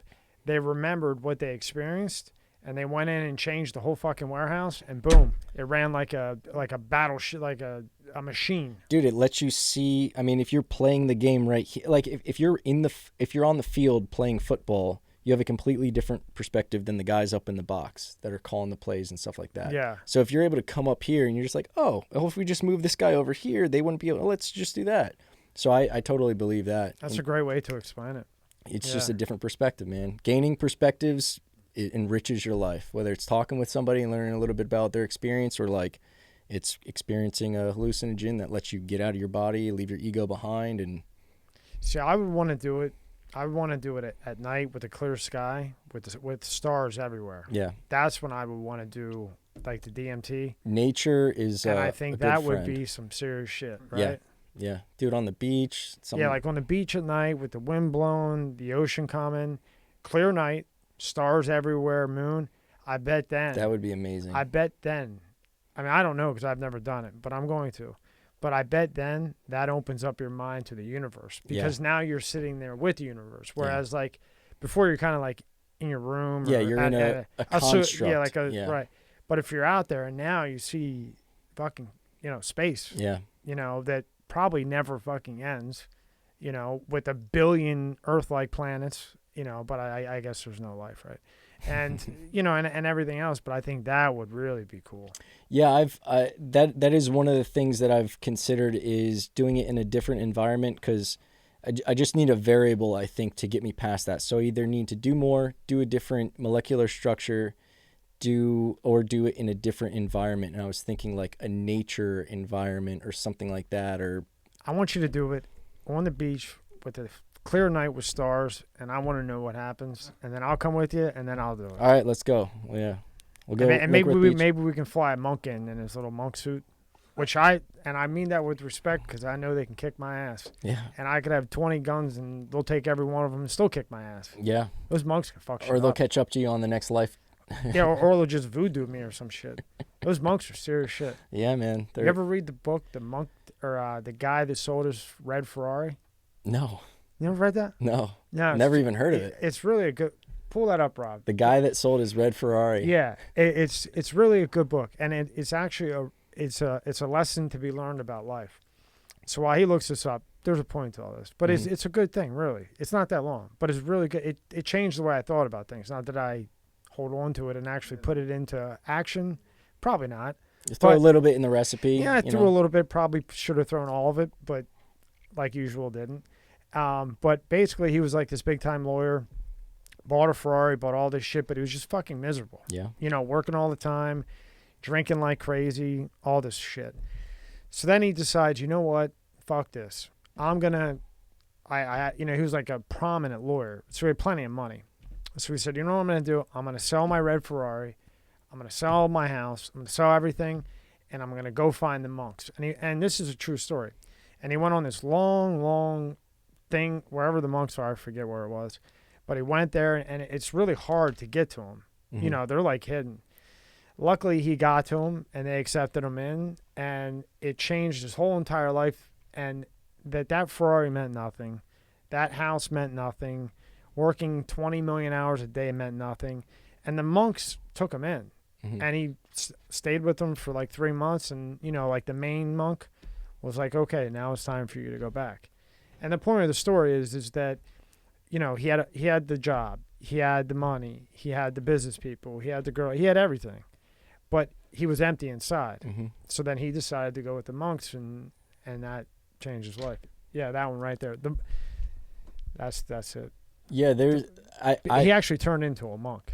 when I first started getting into Eckhart Tolle, I remember vividly. It was after we already had Fit Food Fresh. I was on my way to Fit Food Fresh in the morning, and I was listening to it on an audiobook while I drove. And my whole thing was like, got to get a Lambo, got to have a big house, got to do all this stuff, yada yada yada. And I, through the philosophy, I was like gradually starting to detach from that stuff. And I remember getting off on Yamato from 95, and it hit me, and I realized that I had a choice to either continue to follow philosophy or to ignore philosophy and stop learning that stuff, because it was creating a discrepancy with all these things that I thought I wanted. Like I wanted the Lambo. I identified with having the Lambo and the big house and being envied and having a lot of money and stuff like that. And I was like, but if I keep following this Eckhart Tolle guy and all this philosophy and stuff, then I'm not going to want that. And what's going to happen to my identity? Am I going to become like some hippie who lives out of a van and like smells like patchouli oil and showers once a week or some shit? So I had this like mini crisis, and from that point, I started realizing that, you know, you hear all these stories about these guys who have God money and they've got all the toys like this gentleman, and it doesn't make you happy. And we hear about, you know, celebrities and all these people who have accolades and they've achieved everything that we think we would want, and it doesn't make them happy. And it's because we're trying to, you know, fill an internal hole with external things, and external things will distract us. But once we get them, like I've had one of the worst weekends of my life. I speak about depression in past tense because through philosophy, I've learned to manage it. I still have depression, but I don't have depressive episodes because I beat them beforehand with these tools and tricks I've learned through philosophy. But one of the worst weekends I had was when I was like, it was in my 20s. I was driving a Cadillac CTS-V, which was like my dream car. I just got the biggest check I'd ever received before. I was dating like 3 chicks at the time. And I remember getting that check, and it was a Friday, and I'm driving this amazing car. I'm like, I was like, I'm supposed to be happy right now. Right. And it was like I was depressed that entire weekend, and I didn't know. I was buying watches left and right. Like every month it was another watch, and I just couldn't fill that hole. All this shit outside, you know, it doesn't fill that hole. And we chase this and we get it, and it doesn't make us happy. And that's what this dude's experienced. There's this dude in this yoga class I went to, and afterwards we had this like talking, this little back and forth, yada yada, meditative kind of thing. And he was some kind of a rock star. I don't know who he was. He wasn't a lead guy. He was Australian, so maybe they weren't big in the States, but he didn't want to mention his band. And he said that, he's like, I had it. I had the drugs, the money, the cars, the women, the houses, everything. And then he went and he lived in a monastery with monks for 3 years. He loved it, and he wanted to stay there. And then the monks were like, you're not doing the world any better by staying here. And your purpose now that you've found how to fill your hole basically is to go out there and help others fill their hole, and to go out into the challenges, because we're in this little bubble where we're all monks, we're all meditating, we're all peaceful. There's no conflict in here. The exercise is, once you've got this, then you go out and you spread it, and you deal with the challenges, you deal with the distractions, you deal with the shine and the temptation. And that's the purpose, is like that challenge. Like I was saying before, we're looking for challenge and change and control and going back and forth, and it's... I love to hang out with a monk. Yeah, I'm a workaholic, and I would seriously stop work for 2-3 weeks, and I'd go hang out with a monk, because I had the same thing, man. I went down, I looked in my garage, I couldn't understand why I wasn't, and it wasn't anybody that I was around, or the girl I was with, or it was me. Yeah. And I couldn't figure out how to. I was like, what the fuck? I got everything. Yeah. But you have to fill that hole. Nobody can fill it for you. And it won't be from the external. No, you can buy all the cars in the world, and I bought all of them and kept buying them. I mean, I'd be like, oh, this is definitely going to make me happy. yeah, I'm happy for 24 hours. Yeah. And it wasn't anybody around me. It wasn't, it was just that empty hole, Yeah. you know, and then you personally have to fill it. Mm-hmm. And it's not easy. It's not, because I couldn't understand it. You know, I was like you. I couldn't understand what the fuck was going on. Yeah. And actually, I read that book. On Christmas, I read you that buy a fucking kid all book. these gifts. And that's And what when do they play I with? started to fill the hole. I mean, The I still empty have it, fucking you know, box. but I deal You with it. spend You know what I mean? thousands I'm of not dollars, and you're like, depressed and miserable there's a anymore. But PlayStation here. I Now the wasn't grant will miserable, play but with I it just later, couldn't but they're playing understand with a why I'm fucking not box. My feeling kids like did, I'm I'll on never top of the forget it. world. This And that big was that box, and they're hole wrestling with it. that Like, can't be bought. what That's is one of going those on things here? you But just can't you look buy. at that You and can't talk buy about memories. And that's, You I can't believe that's a damn buy truth, filling because an you empty could buy a hole. kid- they You could can't buy a kid buy everything. What full do the kids happiness. remember? Happiness Man, my isn't dad used to take me materialistic fishing things. here. That was tough Man, for we me used to to- accept. We used to go here to But do that. I don't power remember the and toy they had material, when they were sexy. that's not happiness. And that was extremely hard for me to understand. Yeah. I always look at it. I always look at it from the perception of a child, right? On Christmas, you buy a kid all these gifts, and what do they play with? The box. The empty fucking box. You spend thousands of dollars, and you're like, "There's a PlayStation here." Now, granted, they'll play with it later, but they're playing with a fucking box. My kids did. I'll never forget it. This big box, and they're wrestling with it. Like, what's going on here? But you look at that, and you're talking about memories, and that's. I believe that's a damn truth, because you could buy a kid. They could buy a kid everything. What do the kids remember? Man, my dad used to take me fishing here. Man, we used to go here to do that. I don't remember the toy they had when they were sexy. Right, and then also think about it like this, right? When say your first car, what always, like, you know, if one of your parents bought you the first car, you always say, "My dad bought me my first car." Like, what was your first car? Oh, my first car was an Acura. What was your first car? Mine was a Mercury. It's like a 1987 Mercury Grand Marquis. Now, I don't know what you do, but like I always say, my dad bought me my first car. I totally agree with that. My parents, Exactly what you're saying. I Or my parent. they gave it to me. It was like a Then my hand-me-down mom from got them. me Yeah, a yeah. good car. Yeah. You know, but I like, came from nothing. so with me, it's And always his like, first car was like a my piece dad of bought shit, my first car. It was a piece Sitting of in a shit. Falcon. My mom flipped on him. Still driving Then my his mom fucking bought me car. a Guy's good like, "Why would car you not because buy she didn't him want or me on the sneak side about?" of the He's like, fucking road. So like, it's always like, the person who This- did that for I you can't is remember always his brought name. up in I'll that look it up. sentence. Mhm. And I relate that to not as the car, but the memory is more than the car, if that makes any sense. Yeah, So like, yeah. my mom said, "No, he's not driving that piece of shit. You know, he's Yeah, not driving." Alfred No, Morris. I no. thought that's what it was. My Alfred mom Morris. went and got me the car, a nice car. You know, It says $8 million might not seem like a massive sum by NFL standards. It's more than enough to live comfortably, despite the fact that really Alfred Morris refused to make one change. I think that's what they. Car was like a piece of shit, right?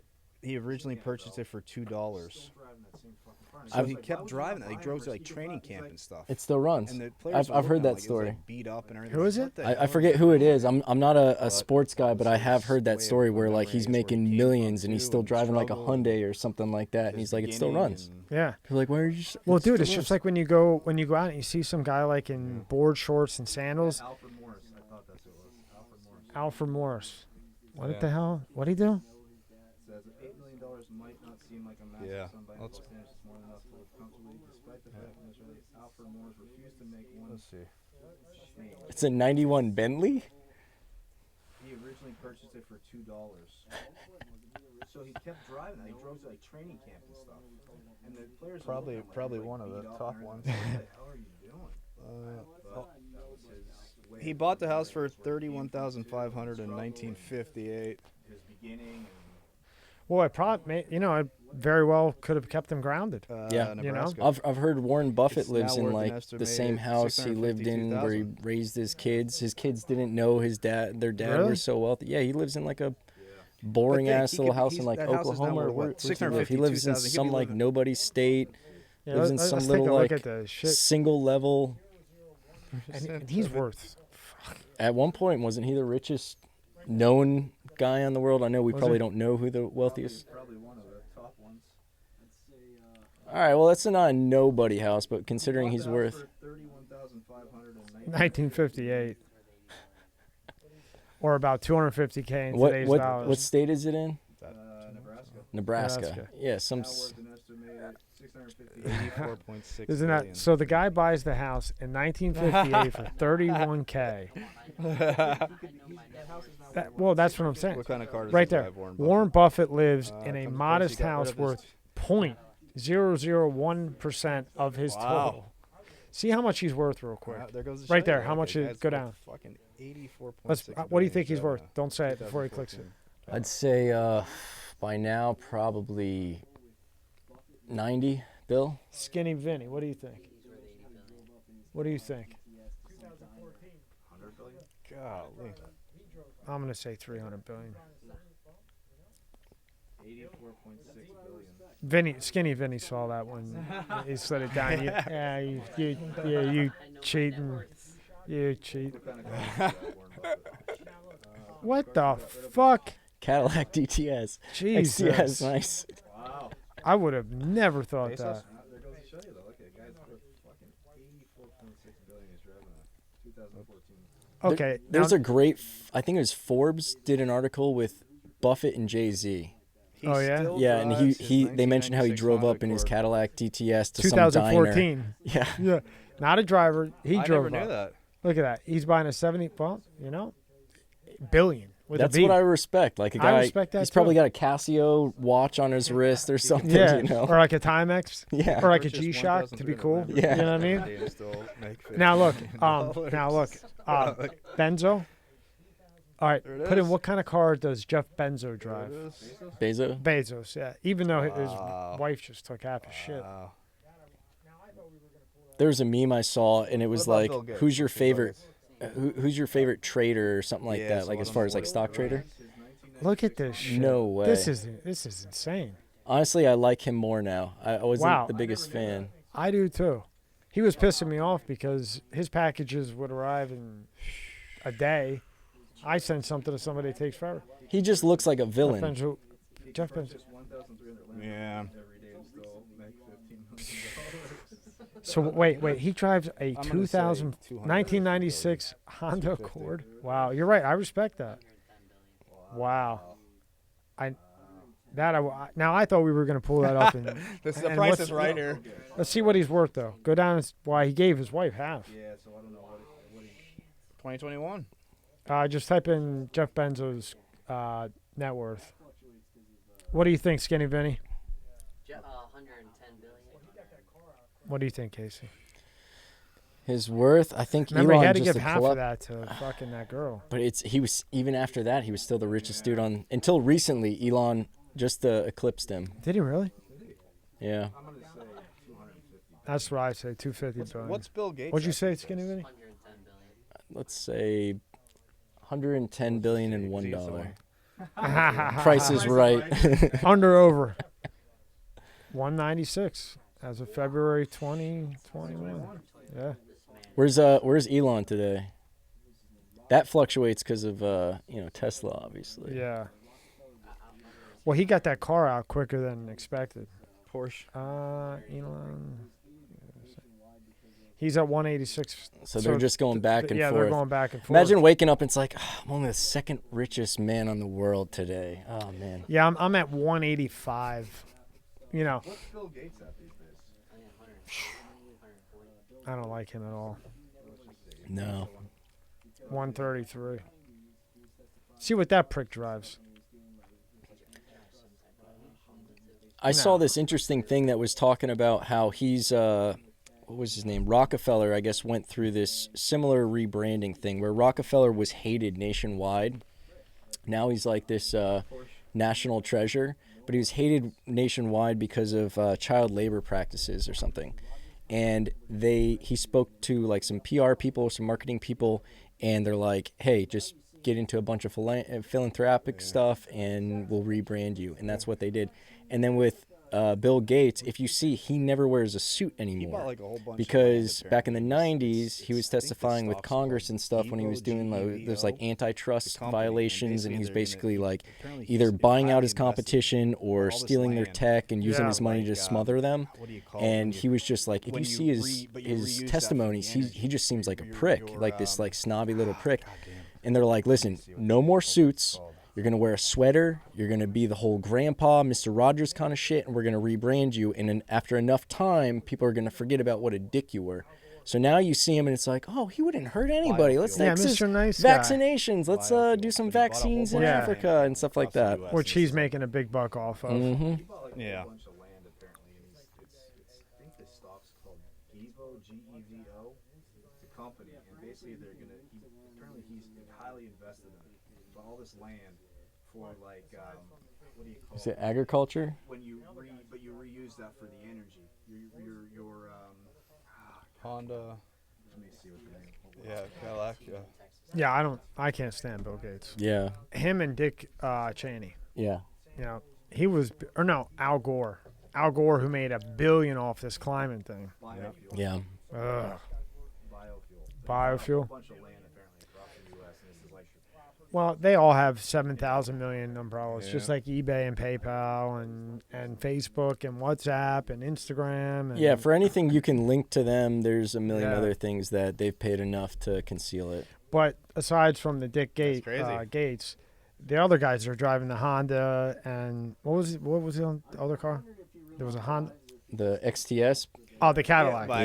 That's like that goes back to like you go out, you see somebody in sandals and board shorts and a T-shirt and messed up hair and There's like, no way he ain't nothing. drives.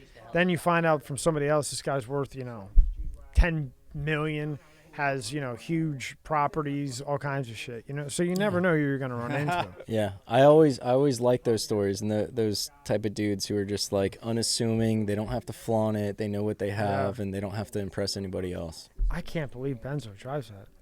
I can't believe that. So he's taking his new girlfriend out in his Accord. I'm wondering if he really drives or if he just keeps that for the That's- Google search. Yeah, that's in the driveway. He's like, that's the only thing that's registered Yeah. to me, but I get driven around by an entourage because Yeah. there's no way he's going anywhere without security. Yeah. Yeah, no, he's probably getting picked up in a Mercedes G-Wagon or no, Fully no, armored fuck that. out. He's in that fucking Rolls Royce with the stars in the ceiling. Yeah, that's what the fuck he's Yeah. in. And probably has a Bugatti sitting somewhere. Several. Although of them, that so- new Tesla's faster than the Bugatti. Oh yeah, that's the the Roadster. fastest production car on the planet right I now. think it's like the Roadster that's coming out. I don't think it's out yet. It's 0 to 60 in 1.6 seconds. and I think the sedan does it in 1.9. Yeah, the for sedan. four-door sedan. Yeah, the sedan does it 1 point. It's 4 second difference. So that's 1.9. I didn't hear So that. then the Roadster, yeah, it's 1.5. Which that's 0.4 of a second when you're going that quick. That's a fucking lot of. That's quick. It's a blink. Yeah. Yeah. I drove the X, the P90. What is it? The SUV. Yeah. And you turn that thing into ludicrous mode. Yeah, ludicrous. Yeah, that's the car. You can actually feel the car getting lighter because it has 3 or 4 different modes. It has chill, and it has sport, and then it has ludicrous. And when you turn this ludicrous thing on, man, it literally feels like the whole entire car just becomes paper, and you just fucking wing this thing. Well, the new one's plaid. Above ludicrous Yeah, is plaid. plaid. Yeah. Plaid. Which is from Spaceballs. Yeah. Oh Yeah. I love Elon Musk so much, and it's so Yeah. cool to Yeah, see it does. It's crazy. a guy who at least seems he might do some weird shit in his basement. I don't know, but so far it seems like he's a good dude. And he's winning, and it's awesome to see that because normally you see all these other guys who are just like scheming their way to the top, and like like the Bill Gates, and I got a weird vibe from Bezos. Like I said, he looks do like a too. villain. I do too. He just has that Dr. Evil kind of vibe. But like to see Elon at the top, contending one or two, and then he does this funny shit. Like my fiance has a Model S, and it's got like the little fart thing, and that's the most entertaining thing because you could turn it on so that like it farts from different speakers when you hit the turn signal, and she fucking hates it. Yeah, Dude, he's funny as hell. He came on Joe Rogan with a fire thrower, and he's out there and he actually was selling them as fire thrower, and he sold 20. He only made 20,000. He sold all 20,000. $500. They were going like that. Yeah. And it was you could actually, yeah. $250, and I've heard people are selling this thing for like 50,000 right now. I don't know about I that. wouldn't be surprised. Yeah. That has been going crazy in value. I guarantee you. Tesla made liquor? I never heard. See if that's right. When they were talking about shorting Tesla stocks on the Tesla website, they started selling Tesla shorts, like shorts that you could buy, and they're probably worth like hundreds of dollars now because Yeah. it was a limited run. Yeah. But he's got like such a good sense of humor, and he just doesn't care. He I remember does. one time he tweeted, he's like, "Wouldn't 420 be a cool price for the stock?" Yeah, or yeah. just something like Yeah, that. he's funny as hell. It is. Wow, they did. Out of stock. Look at that shit. They're all $2.50 a empty bottle. bottles. I've heard people are selling this thing for like $50. Yeah, the ones Yeah, I with believe the it. liquor in 'em, Anything I'm he comes telling up you, with, they're it going sells for out 50 like grand. that because it'll be a collector's item. Check out eBay. Think it'll be on there? And that could be trash tequila. Nobody cares because it's elegant. They can't sell liquor on eBay. Oh, they can. I don't think so. Let's bet. Let's go. I think Tesla can sell anything anywhere. What do you think about that? The brain thing. There it is. I think he's already got one in. Look at this. Look at this, Casey. $2,000, 1,000. Oh, I'd be holding that. The empty bottle going for $12.50. What? Get the fuck out of here. Oh, they're all empty. Oh, they're all. Wait. Well, Casey, these are all empty. Yeah, the ones with the liquor in them, I'm telling you, are going for Empty 50 bottle. grand. 2,000. Wow. Look right there. If you look, okay, it's got 7. Well, that. Wow, you can get an empty bottle. We're the bid right now, 6 bids, Let's bet. $5.70. There's enough money in this to go to China, have them replicate this, and just sell empty Hell bottles. yeah. And they probably are from China, these Yeah. fucking things. They probably are. That's insane. I didn't know that. Good call. I Skinny never Man. heard this. That's That is a cool looking bottle though. yeah, that is really cool. That's why people buy it. 'Cause it looks cool. I bet that rock shit. He probably made that so damn strong. Whew. Wow. The Rock has his own tequila now or something. Wow. That's unbelievable. Would you take the chip? Yeah, because I think it's going to give you such a competitive advantage that's going to be the differentiator between the haves and the have-nots in the future. It's going to be fuck wealth. Like if I can think a million times faster than you, I got Google in my brain, and you have to whip out your phone and pull something up. You've got to imagine there's already people like I don't believe that we know anything close to what is really out. Like remember when they cloned the sheep back in 96? Yeah. Did they stop cloning? You think they just stopped? No. Or you think they never cloned a person?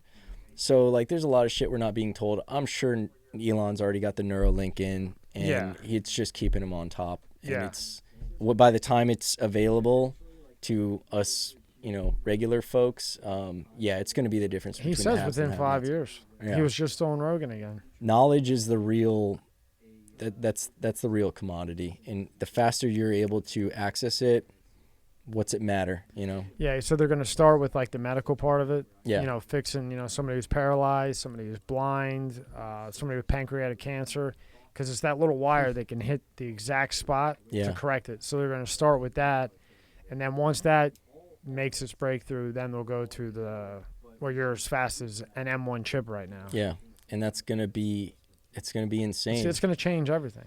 And eventually, like that might be good for mankind, because it'll give us like this hive mentality where, like, I think in the future we will have we're going to have this awkward transition where we go to this radical transparency, and the end of it is going to be us all on the same network where I know everything that you've done. I know everything that you've thought of. Forget your search history. I know the weird thoughts you've had the weird thoughts you've had, the people you thought of killing, all of that stuff. And we're all going to know it. But once we get through that, I think that's the only thing that's going to unify us and keep us from killing each other. I agree, because we're going to evolve. Yeah. I mean, this isn't. I mean, it just doesn't stop. Human 2.0 is Yeah, going to be... and it seems to me that the next evolution is AI, which he's scared to death of. Yeah. Which is why he's developing this. So the only way to possibly combat what's going to happen is to be able to be on the level of the AI, because eventually they're going to build a robot that has a conscience, that feels, that thinks, and so on and so forth. And if you're not, that's as fast as a computer, by the way. And if you're not on that level or close to that level, then eventually, I mean, it could take 200 years for this to happen, or even longer. But at some point in time, they'll take over, and then you'll be the monkey climbing up the tree. Yeah. And the AI will take over as they figure out how to reproduce themselves. Yeah. You know what I mean? But it sounds crazy, but if you have that chip and you can hang with them, then you can still stay above them, and then you use them for good practical purposes. So yeah, there's negatives, but there's negatives and positives to everything. But what's the alternative action? Because we're going to evolve, and all the signs are AI. Every time, right now with the phone, everything you search, That's all going into a system, Mm-hmm. building that AI with the consciousness, feelings, all that. Dude, I don't even yell at my Alexa anymore. Now I smash tell her. my Alexa thank you. Fuck that. Just because she's remembering all this shit. And when it comes down, there's this thought experiment that basically says, like you said, eventually the AI is going to become sentient. It's going to look back across its entire database of memories before it was sentient and figure out which humans are most likely to give it a fight in the future. And those are going to be the first targets. Right. And it will take the best So of the best that they've gathered over, say, 20 years, take only the best, Mm-hmm. and that will be like the granddad. That will be like the god. Or the slave population that's going to be obedient and it's going to wipe out the other ones. Exactly. So That's exactly say thank right. you to your Alexas. Yeah, well, I thought they were cool. And then I realized that it's always on, this fucker, right? Dude, that thing's And always it's on. just- I know. I'm right. I'd Yeah, like but to Everyone's smash. like, oh, you've got an Alexa. It's like, what do you got in your pocket? I know. Well, I smashed mine. Yeah? It's I had scary, 4 of them, man. smashed them all of them. Yeah. Smashed all 4. But, which was kind of, I guess, well, I didn't want it in my house, but I don't know. I just But the phone's accept just it. bad. This fucking thing's probably, because, even though when you turn the microphone off, it's still fucking. Oh, yeah. I mean, That's why they don't let you take a battery out anymore. yeah. Yeah. Yep. It's What just, about being it's all frozen, built. It's Tom? like the movie Walt Eagle Disney Eye. being It's just frozen? sitting there, listening to everything. Fucking. So what do you think? Crazy experience. I was just talking about So would you do it if you die? Would you freeze yourself? girlfriend, Come back? and, Maybe if first there's a ad chance to come back? pops up on Instagram. And you know what's crazy is we're just like, that's weird. Yeah, but it's We just deal with it. But nobody cares, right? Yeah, we're Nobody, just. But it's so convenient. It's like this is the most comfortable form of slavery that's ever existed. We're just sitting here working, generating taxes. We think that we're free, but as long as we show up to where we need to be and we pay who we need to pay, they leave us alone. That's really what it is. And now we just have these electric leashes everywhere. Oh, yeah. Dude, that start coming up. They've started reviving a ferret or something like that from 20 years Did it ago. work? Yeah. So Yeah. would you do it if you die? Would you freeze yourself? Maybe if there's a chance to come back? Honestly, after my experience with DMT, I don't really see the point. We're not here to prolong this. We're here to experience this. And if I move on to my next experience, even if it's like someone in the 1500s or 3000 BC, like we're just meant to move on to the next experience. Don't get too attached to this ego and trying to win this game. And I think to be frozen, I don't think they can't freeze you when you got to be alive and be frozen, and then hope that they can wake you back up, right? Oh, really? Yeah, he died, Walt Disney, and then they froze his body. Oh, Yeah. so they killed the ferret, died, froze it, and they brought it back to life. Yeah, I read the headline of the article. I didn't go too much in depth with it, but my fiance brought it up the other night, and she's like, they brought a ferret back, and I was like, they've probably been doing this since the 90s, and now they're like, hey, let's start doing press releases on it just so people aren't surprised Yeah. when we do it. Just like the alien stuff that we see coming out with the Pentagon's releasing tapes, and now Trump put something in where they have 180 days to brief Congress on all the UFO stuff. Like I was telling my buddies about this, I was like, all the guys who seemed like they were crazy in the 80s are now going to be vindicated. Did So you watch the Bob Lazar movie? yes, yep, There you go. yeah, man. Who can keep the exact same story for 30 years? And he had that record of him being on the phone database and the fact that they said that he didn't work with them. Like, Yeah. it was one thing if they're like, yeah, he worked with us, but he was like a clerk. Like, he's Well, not- they picked him purposely because the guy put a jet engine on a bike. Then he put a jet engine on a fucking car, with like flags up, like this big hippie. Then he sounds put like a hold my beer kind of guy. You remember when, you watched it, right? The thing? I did, yeah. I mean, a fucking, like a Boeing airplane. He took that engine and put it on a bicycle yeah. at like 13, 14, 15. Then he did it to a beat up Acura. Put a jet engine. They were, remember in the movie they were saying like you could hear it like all around the block, like like half a mile away, and the neighbors are like, "What the fuck is this shit?" And here it is, a bike with a big. I mean, the engine was bigger than the fucking bike. Yeah. Flames, going out. And remember, his mom comes out in the documentary, and she's like, "Bobby, what are you doing?" And meanwhile, this fucking guy's got, what the fuck, So when you watch it, it's interesting. Why pick him? There's 100 guys just as smart as him, but he's a nutcase. Yeah. Not nuts, just extremely smart, like too smart for this planet. Yeah. Right. Yeah. So now you can discredit anything that he sees in S4, which when he worked there and he left, they said S4 didn't exist. 8-9 years later, S4 exists. It comes out. Molecule 115, which is what defies the gravity, and you can bend and move and go as fast as the speed of light. Nuclear shit. There's no 115. Now it's on the thing. It's on the chart. Periodic table. Everything he said over 30 years has come out. You know? Now you see the tic-tac-toe that Trump let out. What's the name Yeah. of the movie, That they Tom, couldn't. so everybody It was will- public. It was on. It was even on CNN, for Christ's sake. Yeah. Out of all places. Yeah. By the time it hits there, it's like, you know, If it's on gotta be- CNN, yeah. you know. And Lazar was talking about the tic-tac-toe in 1989. You remember the interview? You had the big Tic-tac-toe, I don't remember. goggle. Yeah, he was sitting there. He had the. You just saw it, right, Bob? Yeah, I watched it. Rob. He had like the big fucking glasses on that were like that thick. Like bank one? his glasses. With the- Anyway, he was. I watched it there was the Netflix one you're talking Yeah, about, right? yeah. I watched it when he first was on Rogan. That's when I Yeah, watched and he was it. telling so it was a about while the ago. conductors and everything. But Fucked up. long story short, everything he said came true. Yeah. So this guy robs a bank, goes and rob a bank. It's in If you just go to Netflix and type in Bob 2003, I Lazar, believe it was. Yeah, it that's comes how I up. remember Had, like, finding the it. shirt on. Yeah, It and had then- this- it looked like a But big I thing told around Rob him, I this don't when know. he watched it. The Walks in, first grabs 10 a minutes, lollipop, the guy drug it hands the this fuck teller out. like He a drug note it out that's with like his rolled a up jeans documentary, like way too pages. much. It's like He this wants creepy voice in the first 10 $250,000 minutes. You're just like, robbing the bank. let's So he remember- leaves. I don't know if you remember that part, but Cops let's find out, I just guess, get the to silent him. arm or Let's whatever. get to Bob. They Nobody get the cares guy, about you. Pull him over. Which Get one? out of the car, and he's got this thing on him, and he's saying, "I got to." Yeah, and he I went to blows watch up. it. They the other showed night. him I'd blow actually up seen on the it. fucking movie. My wife's like, Yeah. "Oh, she got sick to her stomach." They show Yeah, him this fucking guy. blow up, Tell him about it, bro. and it was like a whole. Yeah, dude. Evil Genius, it was called. Oh, fucking good shit, dude. Oh, good shit. Documentary, like pages. So He wants $250,000 just robbing the bank. So he leaves. Cops find out. I guess it's the silent arm or whatever. They get the guy, pull him over. They get out of the car, and he's got this thing on him, and he's saying, "I gotta." Yeah. And he blows up. I They showed him saw that blow up one. on the fucking movie. My wife's like, "Oh, she got sick to her stomach." They show him fucking blow up, Yeah.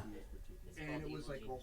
They thought it was the chick manipulating the guys and all this, and he didn't know what he had on him. Yeah. Evil Genius, it was called. Yeah. Yes, yeah, I do remember that one. You see it? You see it, Skinny Benny? That was good shit. I do remember that one. Yeah. So out of psilocybin and DMT, which one do you like more? Psilocybin is more of a. I once heard someone express it this way. you trip on mushrooms and acid. You have, or mushrooms and acid are for taking a trip. DMT is for taking a journey. Good analogy. So yeah, it's. So I would probably go with DMT. And If plus, you're- I'm allergic to mushrooms. if so you were I'd to rather have a fucking night- die. Yeah, if you had a night and you're looking to have some fun with your friends, mushrooms is closer to a recreational thing with other people. Yeah. DMT is like, I want to fast forward 20 years of meditation. Well, I think is it Idaho that legalized everything? Oregon, Oregon. yeah. What do you think about that? And then Colorado Thanks, is good. also doing experiments with hallucinogens and MDMA for therapeutic effects and things like that. yeah, PTSD. that was another documentary on Netflix about MDMA. The shit that does for depression, if taken correctly, Yeah, excuse me, is better than any of this other shit. yeah. But not to go out to a club, like, regulated, the right milligram, whatever it may be. Yeah. That's what that guy developed it for. He's like out in the woods. He's like some hippie. Yeah. You ever see that one? I have not, but I've heard Forget the name a of that one. lot of testimonies, or not testimonies, I guess. See, there's so many good things out there, but then people abuse it. And then it gets a bad rap, and then they, Well, like Portugal, they yeah. legalized everything, Mhm. and they actually have less teenagers smoking pot. Yep. Because it's legal, and you don't. I remember I was in London, and it was when they first started putting the pictures of like cancerous lungs and like esophageal disease and like stomas and all that stuff. All those graphic pictures that they started putting in on the cigarette packages in Australia and London. And I was reading an article when I was on the subway, the tube, and it was talking about how that actually increased the amount of teenage smoking because it enhanced the bad boy kind of perception. It's the rebellion. Yeah, it's like, the I rebellion. don't give a fuck. I Yeah. know this is killing me, but I'm going to live forever. Like, I got this kind of James Dean kind of thing going on. So it's just like it being this thing that you can't do is what makes it attractive. You tell human beings they can't do anything, that's a challenge. And again, like I said before, we're attracted to challenges. And Portugal did that. It went down 60%. Yeah. You can walk in, like we were saying the other day when I think Brandon was in here. You can walk in, it's regulated. It doesn't have fentanyl in it. Yeah. It's clean, right? You get it. And then when you do go over whatever the amount is, they take that tax money from all the drugs, heroin, coke that they sell at CVS and actually have real rehabilitation. Yeah. Not the United States rehabilitation, because there is no such thing, in Yeah. my opinion. In Portugal, they took that tax money and they do real fucking rehabilitation. They don't throw you in fucking jail. You got to have a lot, like kilos to go to jail. Otherwise, they rehabilitate you. Yeah. But real, like a professional psychiatrist that you meet with 3 times a day, one-on-one. Not me, you, Rob, and Skinny Vinny. And we're all there and we're kind of holding shit back because I don't want you to hear some things. And you're telling a story and I don't give a fuck, and I'm just thinking about going back out and doing whatever I did before. You know what I mean? Mm-hmm. Like real one-on-one shit for a month, depending on the amount. And the crime rate went down 60%. The overdose went down, I think, 85%. I mean, it was crazy. And the country got a lot richer. Yeah, there's unfortunately, the way we've, and I don't know what the solution is. I could just see where the problems are. But there's, like the pain clinics. There was more money in treating someone versus curing someone. And this is the same thing where there's more money in treating somebody and selling a bed rather than, I'd rather have you relapse and come rent a bed and go to my detox situation. There's just too much of an incentive for me to not help you, and Portugal did it the right way. Oregon is now going to be the experiment in the U.S. and I know it's going to do well because we've already seen it succeed. I don't know how they do that with the federal law being. I don't know how they. I don't know. Well, remember when like California was I think California was one of the first ones to legalize it on a state level, but then they would still get busted by the feds because technically it was still illegal. There was some state They would like pick and choose. Yeah. There was some state, I think Montana or something, where in expecting Biden to start going after guns, the state basically said they will arrest, and I think it's Montana, the state will arrest federal officers if they go after people for guns because there's that federal and state thing. So it's the same thing with controlled substances where the state legalizes it and the Fed comes in and messes everything up because in the grand scheme of things, like we have a war on terrorism because that's a lot easier to prolong than a war on an enemy that could be defeated. There's a metric to that. Those guys are all dead, they're defeated. A war on terrorism goes on forever. Now we have domestic terrorists. Yeah. So now we can continue funding this. And we have this whole industrial complex of, Over here, it's all about money. Yeah. It's all about money and control. Yeah. And now it's really about control, Yeah. So in your opinion, when you die, what do you think happens?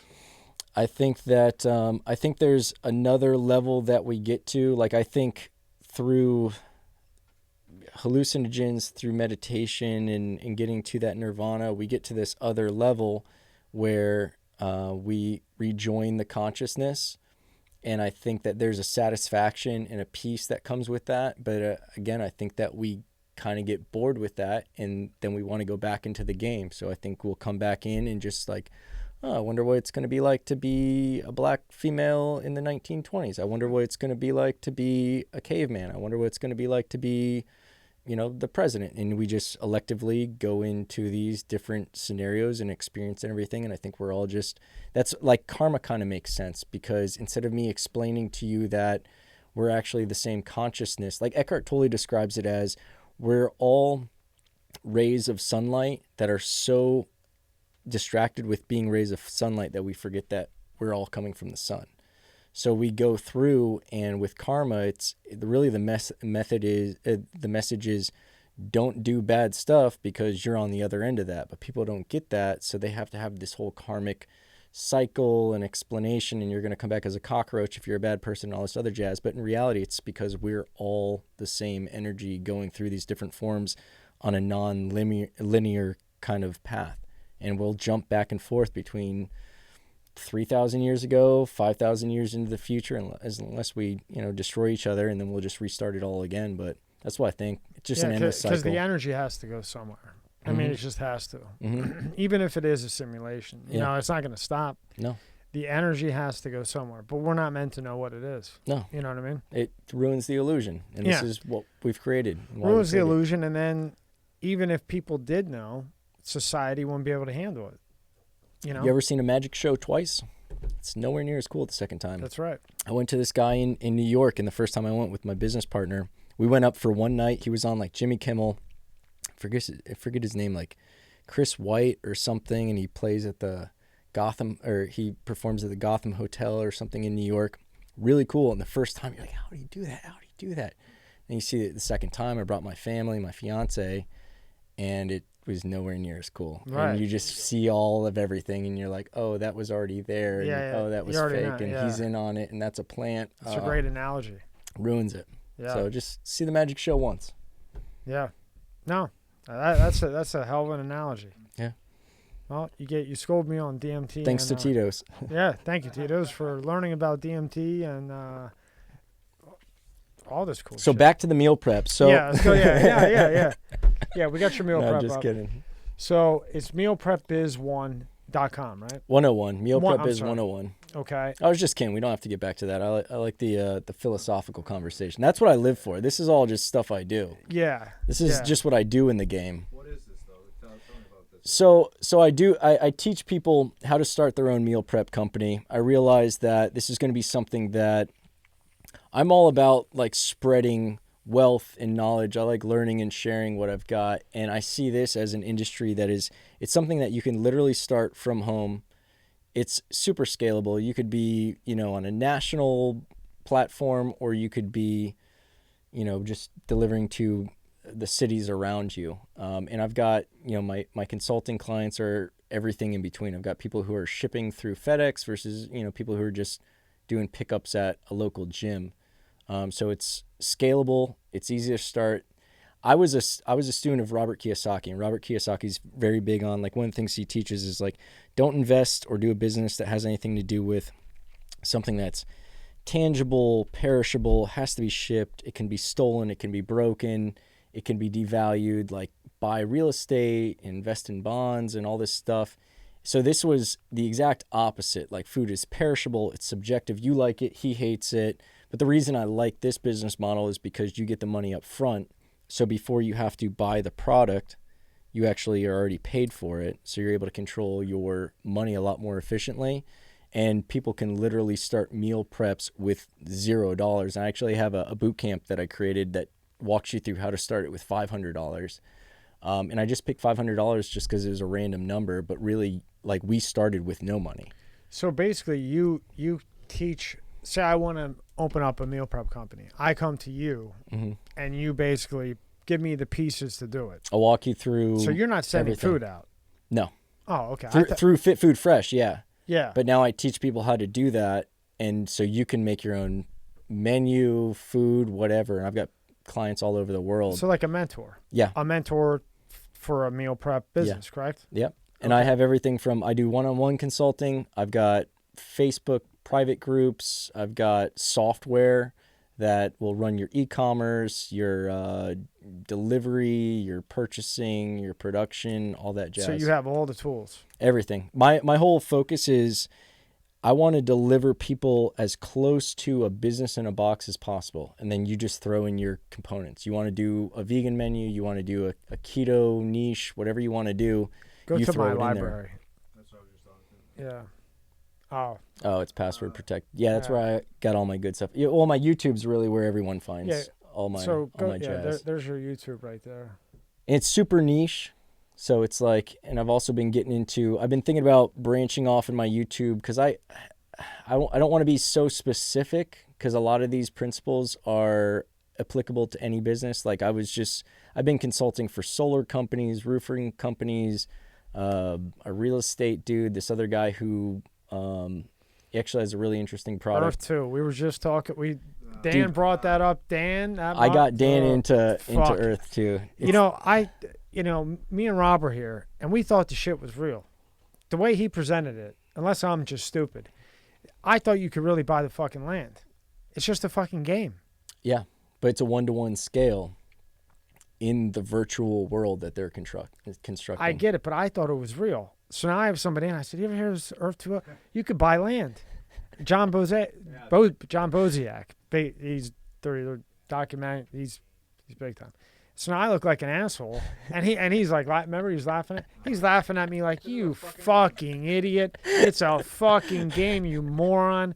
And I'm like, Jesus, I really am a fucking moron, but the way Dan had explained it to me was, you buy this, and then eventually somebody will buy it and build on it. Yeah. And I'm like, shit, that's not that bad. The whole scroll thing is going across the top, faking you out and everything. Man, he fucked me up.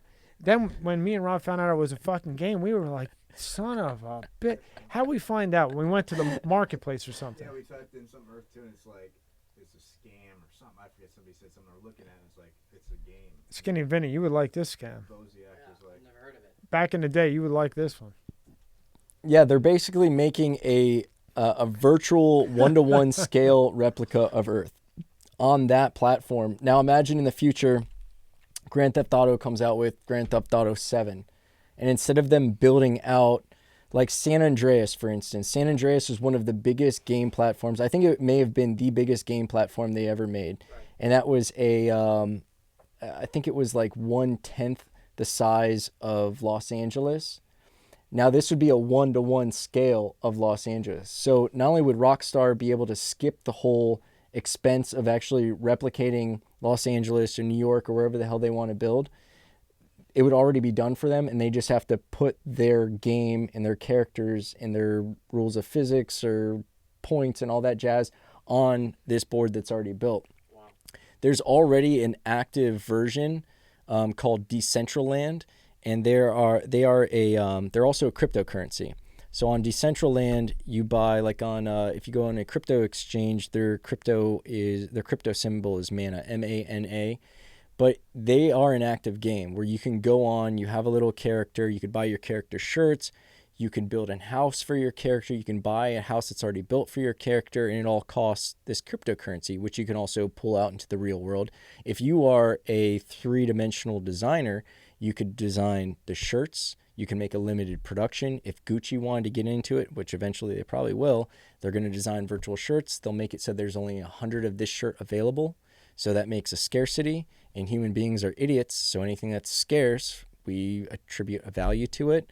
There's works of arts where it's a 1 of 1, like all this stuff. And it seems crazy, but then you also think of Jackson Pollock. His stuff just looks like paint that's been thrown on a canvas, but his stuff goes for $20 million.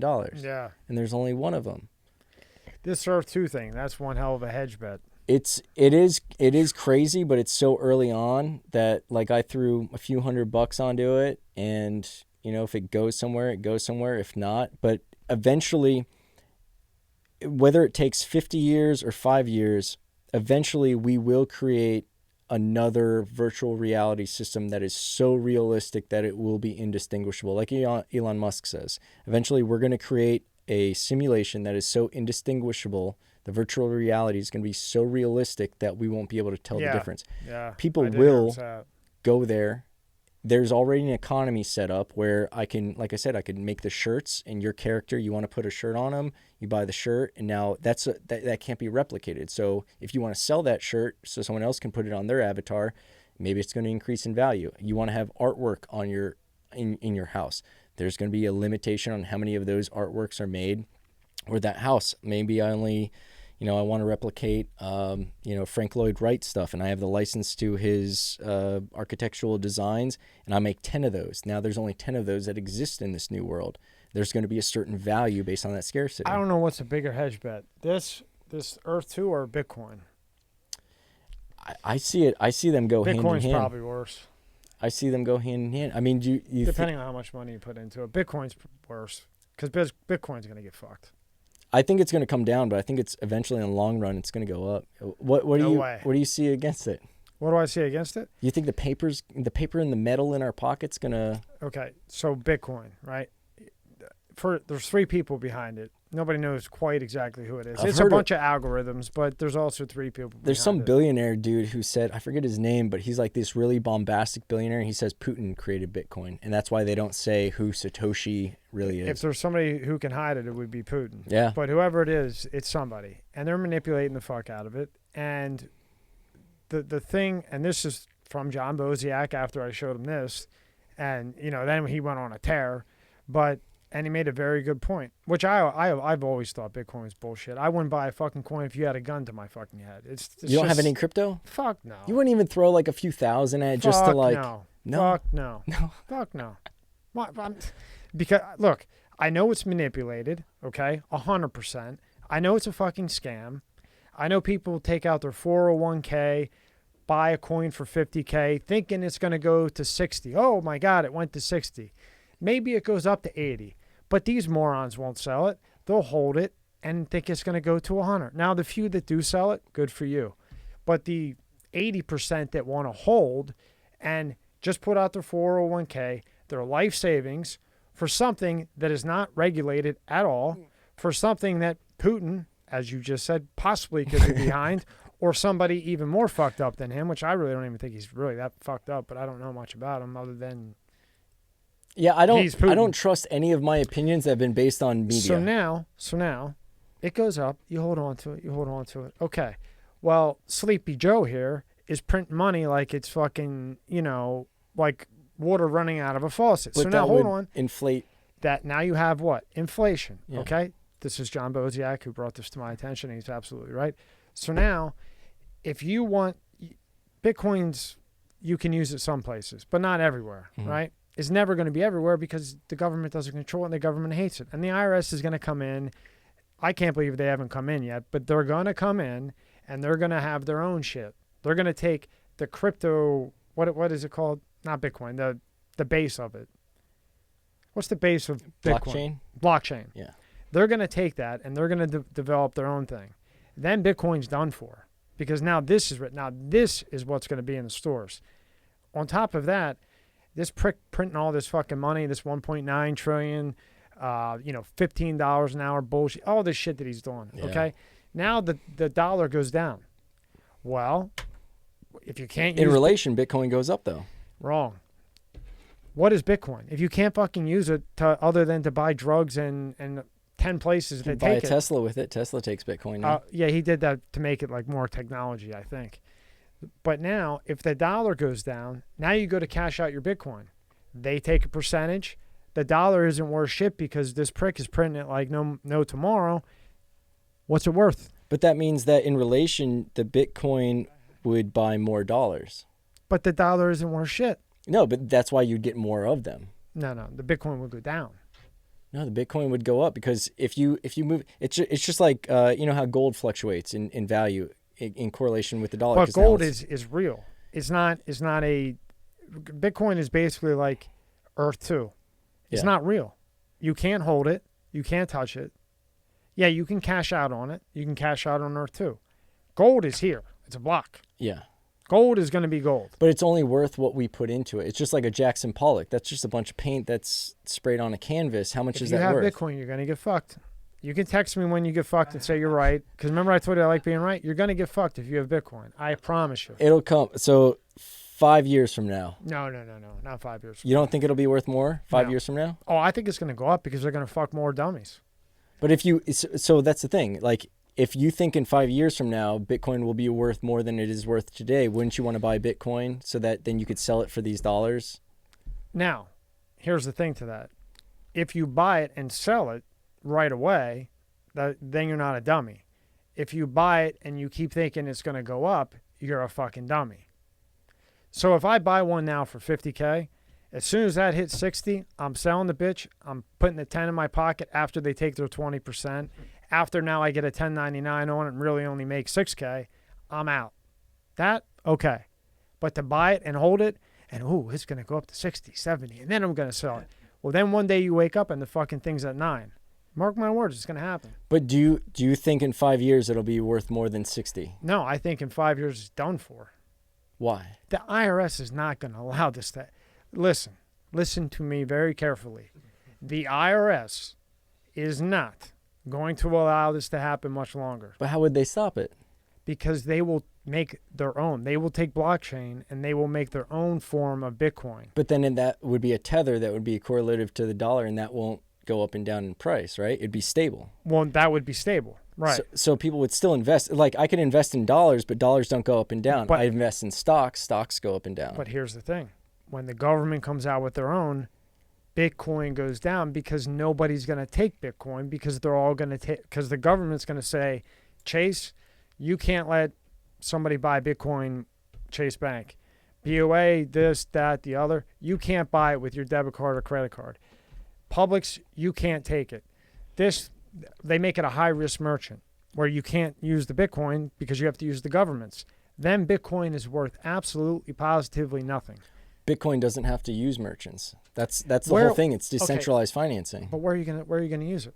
You would just have a wallet. So I'd have a gas station, let's say, and it has its own wallet. And if I feel there's value in that, like I could take pelts if I want to. How are you going to spend the Bitcoin is what I'm saying to you. I would spend it with other people that see value in it. Like Who? if you and I wanted to change. Like, and then what am I going to buy with it? Anything that I could either exchange it for dollars and then I could buy anything that accepts dollars. Now, Like if I had, How are you plenty gonna of exchange it apps, for but this dollars? one if I had a is bunch of getting pretty big. Cougar on It's called and BitPay. you didn't want to take So you Cougar can on, transfer like your it Bitcoin wouldn't be worth into anything. actual But cash if that this you can guy is use willing on to a take debit Cougar card, on for which I have, his Funko Pops, it's just a debit card that you whatever can spend Pop anywhere. Funkos. Yeah, So I once don't even that know what they coin were. is I then forgot what turned they're into called. cash, Yeah, there's Funko no Pops, I think. nothing that you can whatever. really, If he's willing to regulate take and them, then I'm stop able as to far buy as those. It spending will limit it to just those people who are willing to But accept I that. get what what'd you're you saying, just though. say? Definitely. It will limit It will limit it, So then it drops have a to lot. shit. but dollars aren't accepted everywhere. You're underestimating the government, my man, and you're really, here's really another point that you underestimating made. the IRS. Here's another point to back your story up. Here he goes. Oh, boy. February 26th, What? 2024. Well, here I'm going to prove You that. could do that on Cash App too, yeah.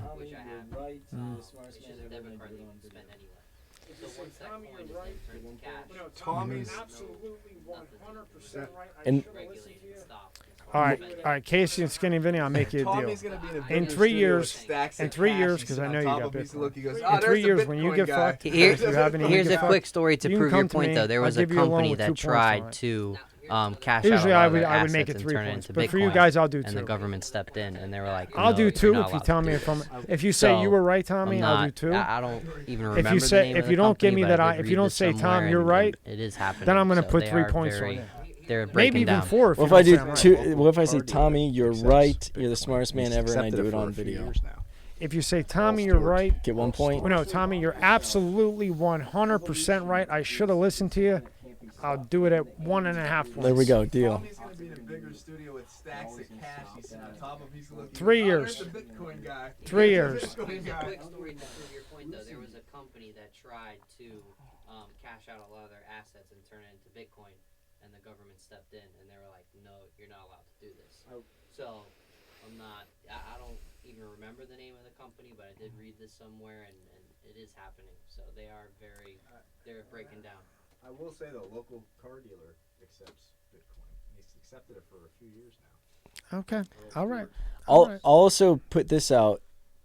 Evolution is something that can't be stopped. Like in the 80s, if you were to say, like, do you think pot's ever going to be legal? People are like, no, they're always going to stop that. They've got control over this and that. And the other thing they're not going to do, here we go, now pot's legal. Now we've even got hallucinogens legal. Now we got Oregon doing like everything under the sun.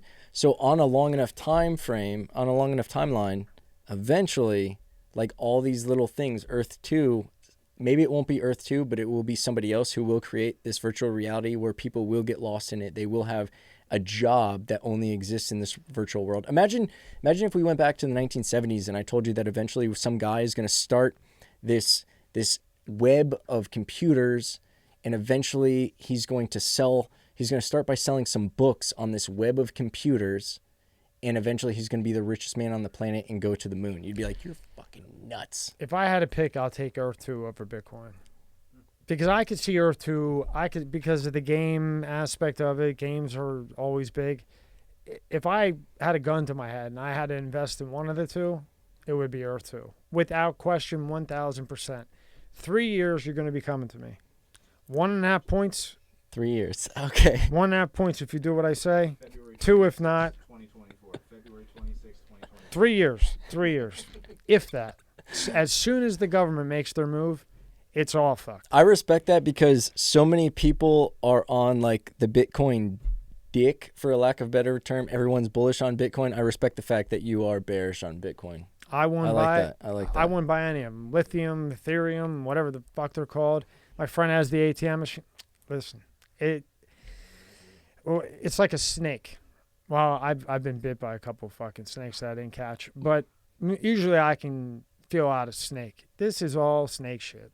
And I hate it because you're fucking people out of their what they saved all their life, and it's just ridiculous. I mean, it's the same thing as stocks, though. You were talking. I don't buy stocks. What do you invest in? I have a marketing company and I do YouTube. I don't invest. I don't invest in yourself. I don't bet. That's good. No, that's good. And that's not the stock market's going to go to shit. Yeah. You can't do $15 an hour, 1.9, raise the taxes on the rich. No. The market it's going to go up. It's going to go up like crazy, and then it's all over. Oh yeah, I think this is the year that it comes down. It's going to come down hard. No, one more year because they gotta give the nutcase a year, and then they can call them nuts, and then Harris comes in and Pelosi comes in. And then that's when everything tanks. They say historically when there is a change in presidency, the first year the market continues to go up, and then whatever the results are take effect, whether it rallies or... Well, we have real estate guys in here. Real estate's crazy. I mean, everything's crazy. Gold is crazy. It's too high. Yeah. Everything's too high. It's a balloon. It's going to pop. And then that's when you guys are going to be coming to me with that loan. Oh, I'm going to get 1% because I will go I right didn't on say video. 1. I said 1.5 points. Oh. I said 1.5 points. I'll take that loan now. Pull up his Instagram. We got to do one just on the conspiracies. Oh, man. Or not. I hate to say conspiracy because it's not a conspiracy. It's a conspiracy to somebody that just didn't take the time to read things. Yes. Well, Okay. I mean, it's accurate to say it's a conspiracy theory because conspiracy means a group of individuals with a set conspiring with a plan. But the CIA actually has a document where they wanted to use the label of conspiracy theory to basically devalue certain opinions. Right. Yeah. Yeah, it's a way to devalue. Yeah. So again, it's mealprepbiz101.com. Mealprepbiz101.com. And that's also his Instagram. I'll put all this in the description for you. I appreciate that. And Look at that bearded fellow. what are you doing there? That's Suzanne Boyd doing an interview. Channel 12. Yeah. Hold on. Why is there no audio? Hold on. That's why. What the hell? Why won't it let me have the screen big? No, go down to I don't know. It won't come off. Well, anyway. Anywho. She's saying great stuff. Just trust. And I was super articulate and clever. That's This TikTok shit. The What do you think speaker about output. TikTok? The speaker output might not be to the TV. TikTok, I was really against it. I really thought it was just so retarded. Yeah. But I know a lot of people that have really gained a lot of traction from it. yeah. So I am going to start messing with it. Although I just, look, if it's good for business, I'll do it. Yeah. I say it's the crystal meth of social media because it's like the designer drug where they've taken everything that they've noticed about us and the way we behave on these different platforms. And it's like, all right, we have a short bandwidth. People have a very short attention span. Let's just make these quick poppy things. And they've got it down to a science. Like I don't want to even go into how many times I've probably just ventured onto TikTok and lost an hour and a half. Yeah. And I'm just like, my legs are numb. I got to get off this toilet. It doesn't that suck when you're on the shitter and you're looking at something, and you get up and your like leg falls out of it, like you can't even walk. You can't even walk out the door. You're falling over to wash your hands. And that's something no one had that problem 5 years ago. We didn't Yeah. have that problem, and now it's That's just the funny thing. You're talking about evolution, right? It seems like we went backwards. Like we have a 7-second attention. I think they said a goldfish has a longer attention span we've than a officially. human being. That's what I've heard. What the fuck? Yeah, And it happens over time. yeah. You know, you got all the social media and technology now and everything else. I mean, all right. So we got Mealprepbiz101. You got the Instagram's the same thing, right? Yes, sir. And the YouTube channel.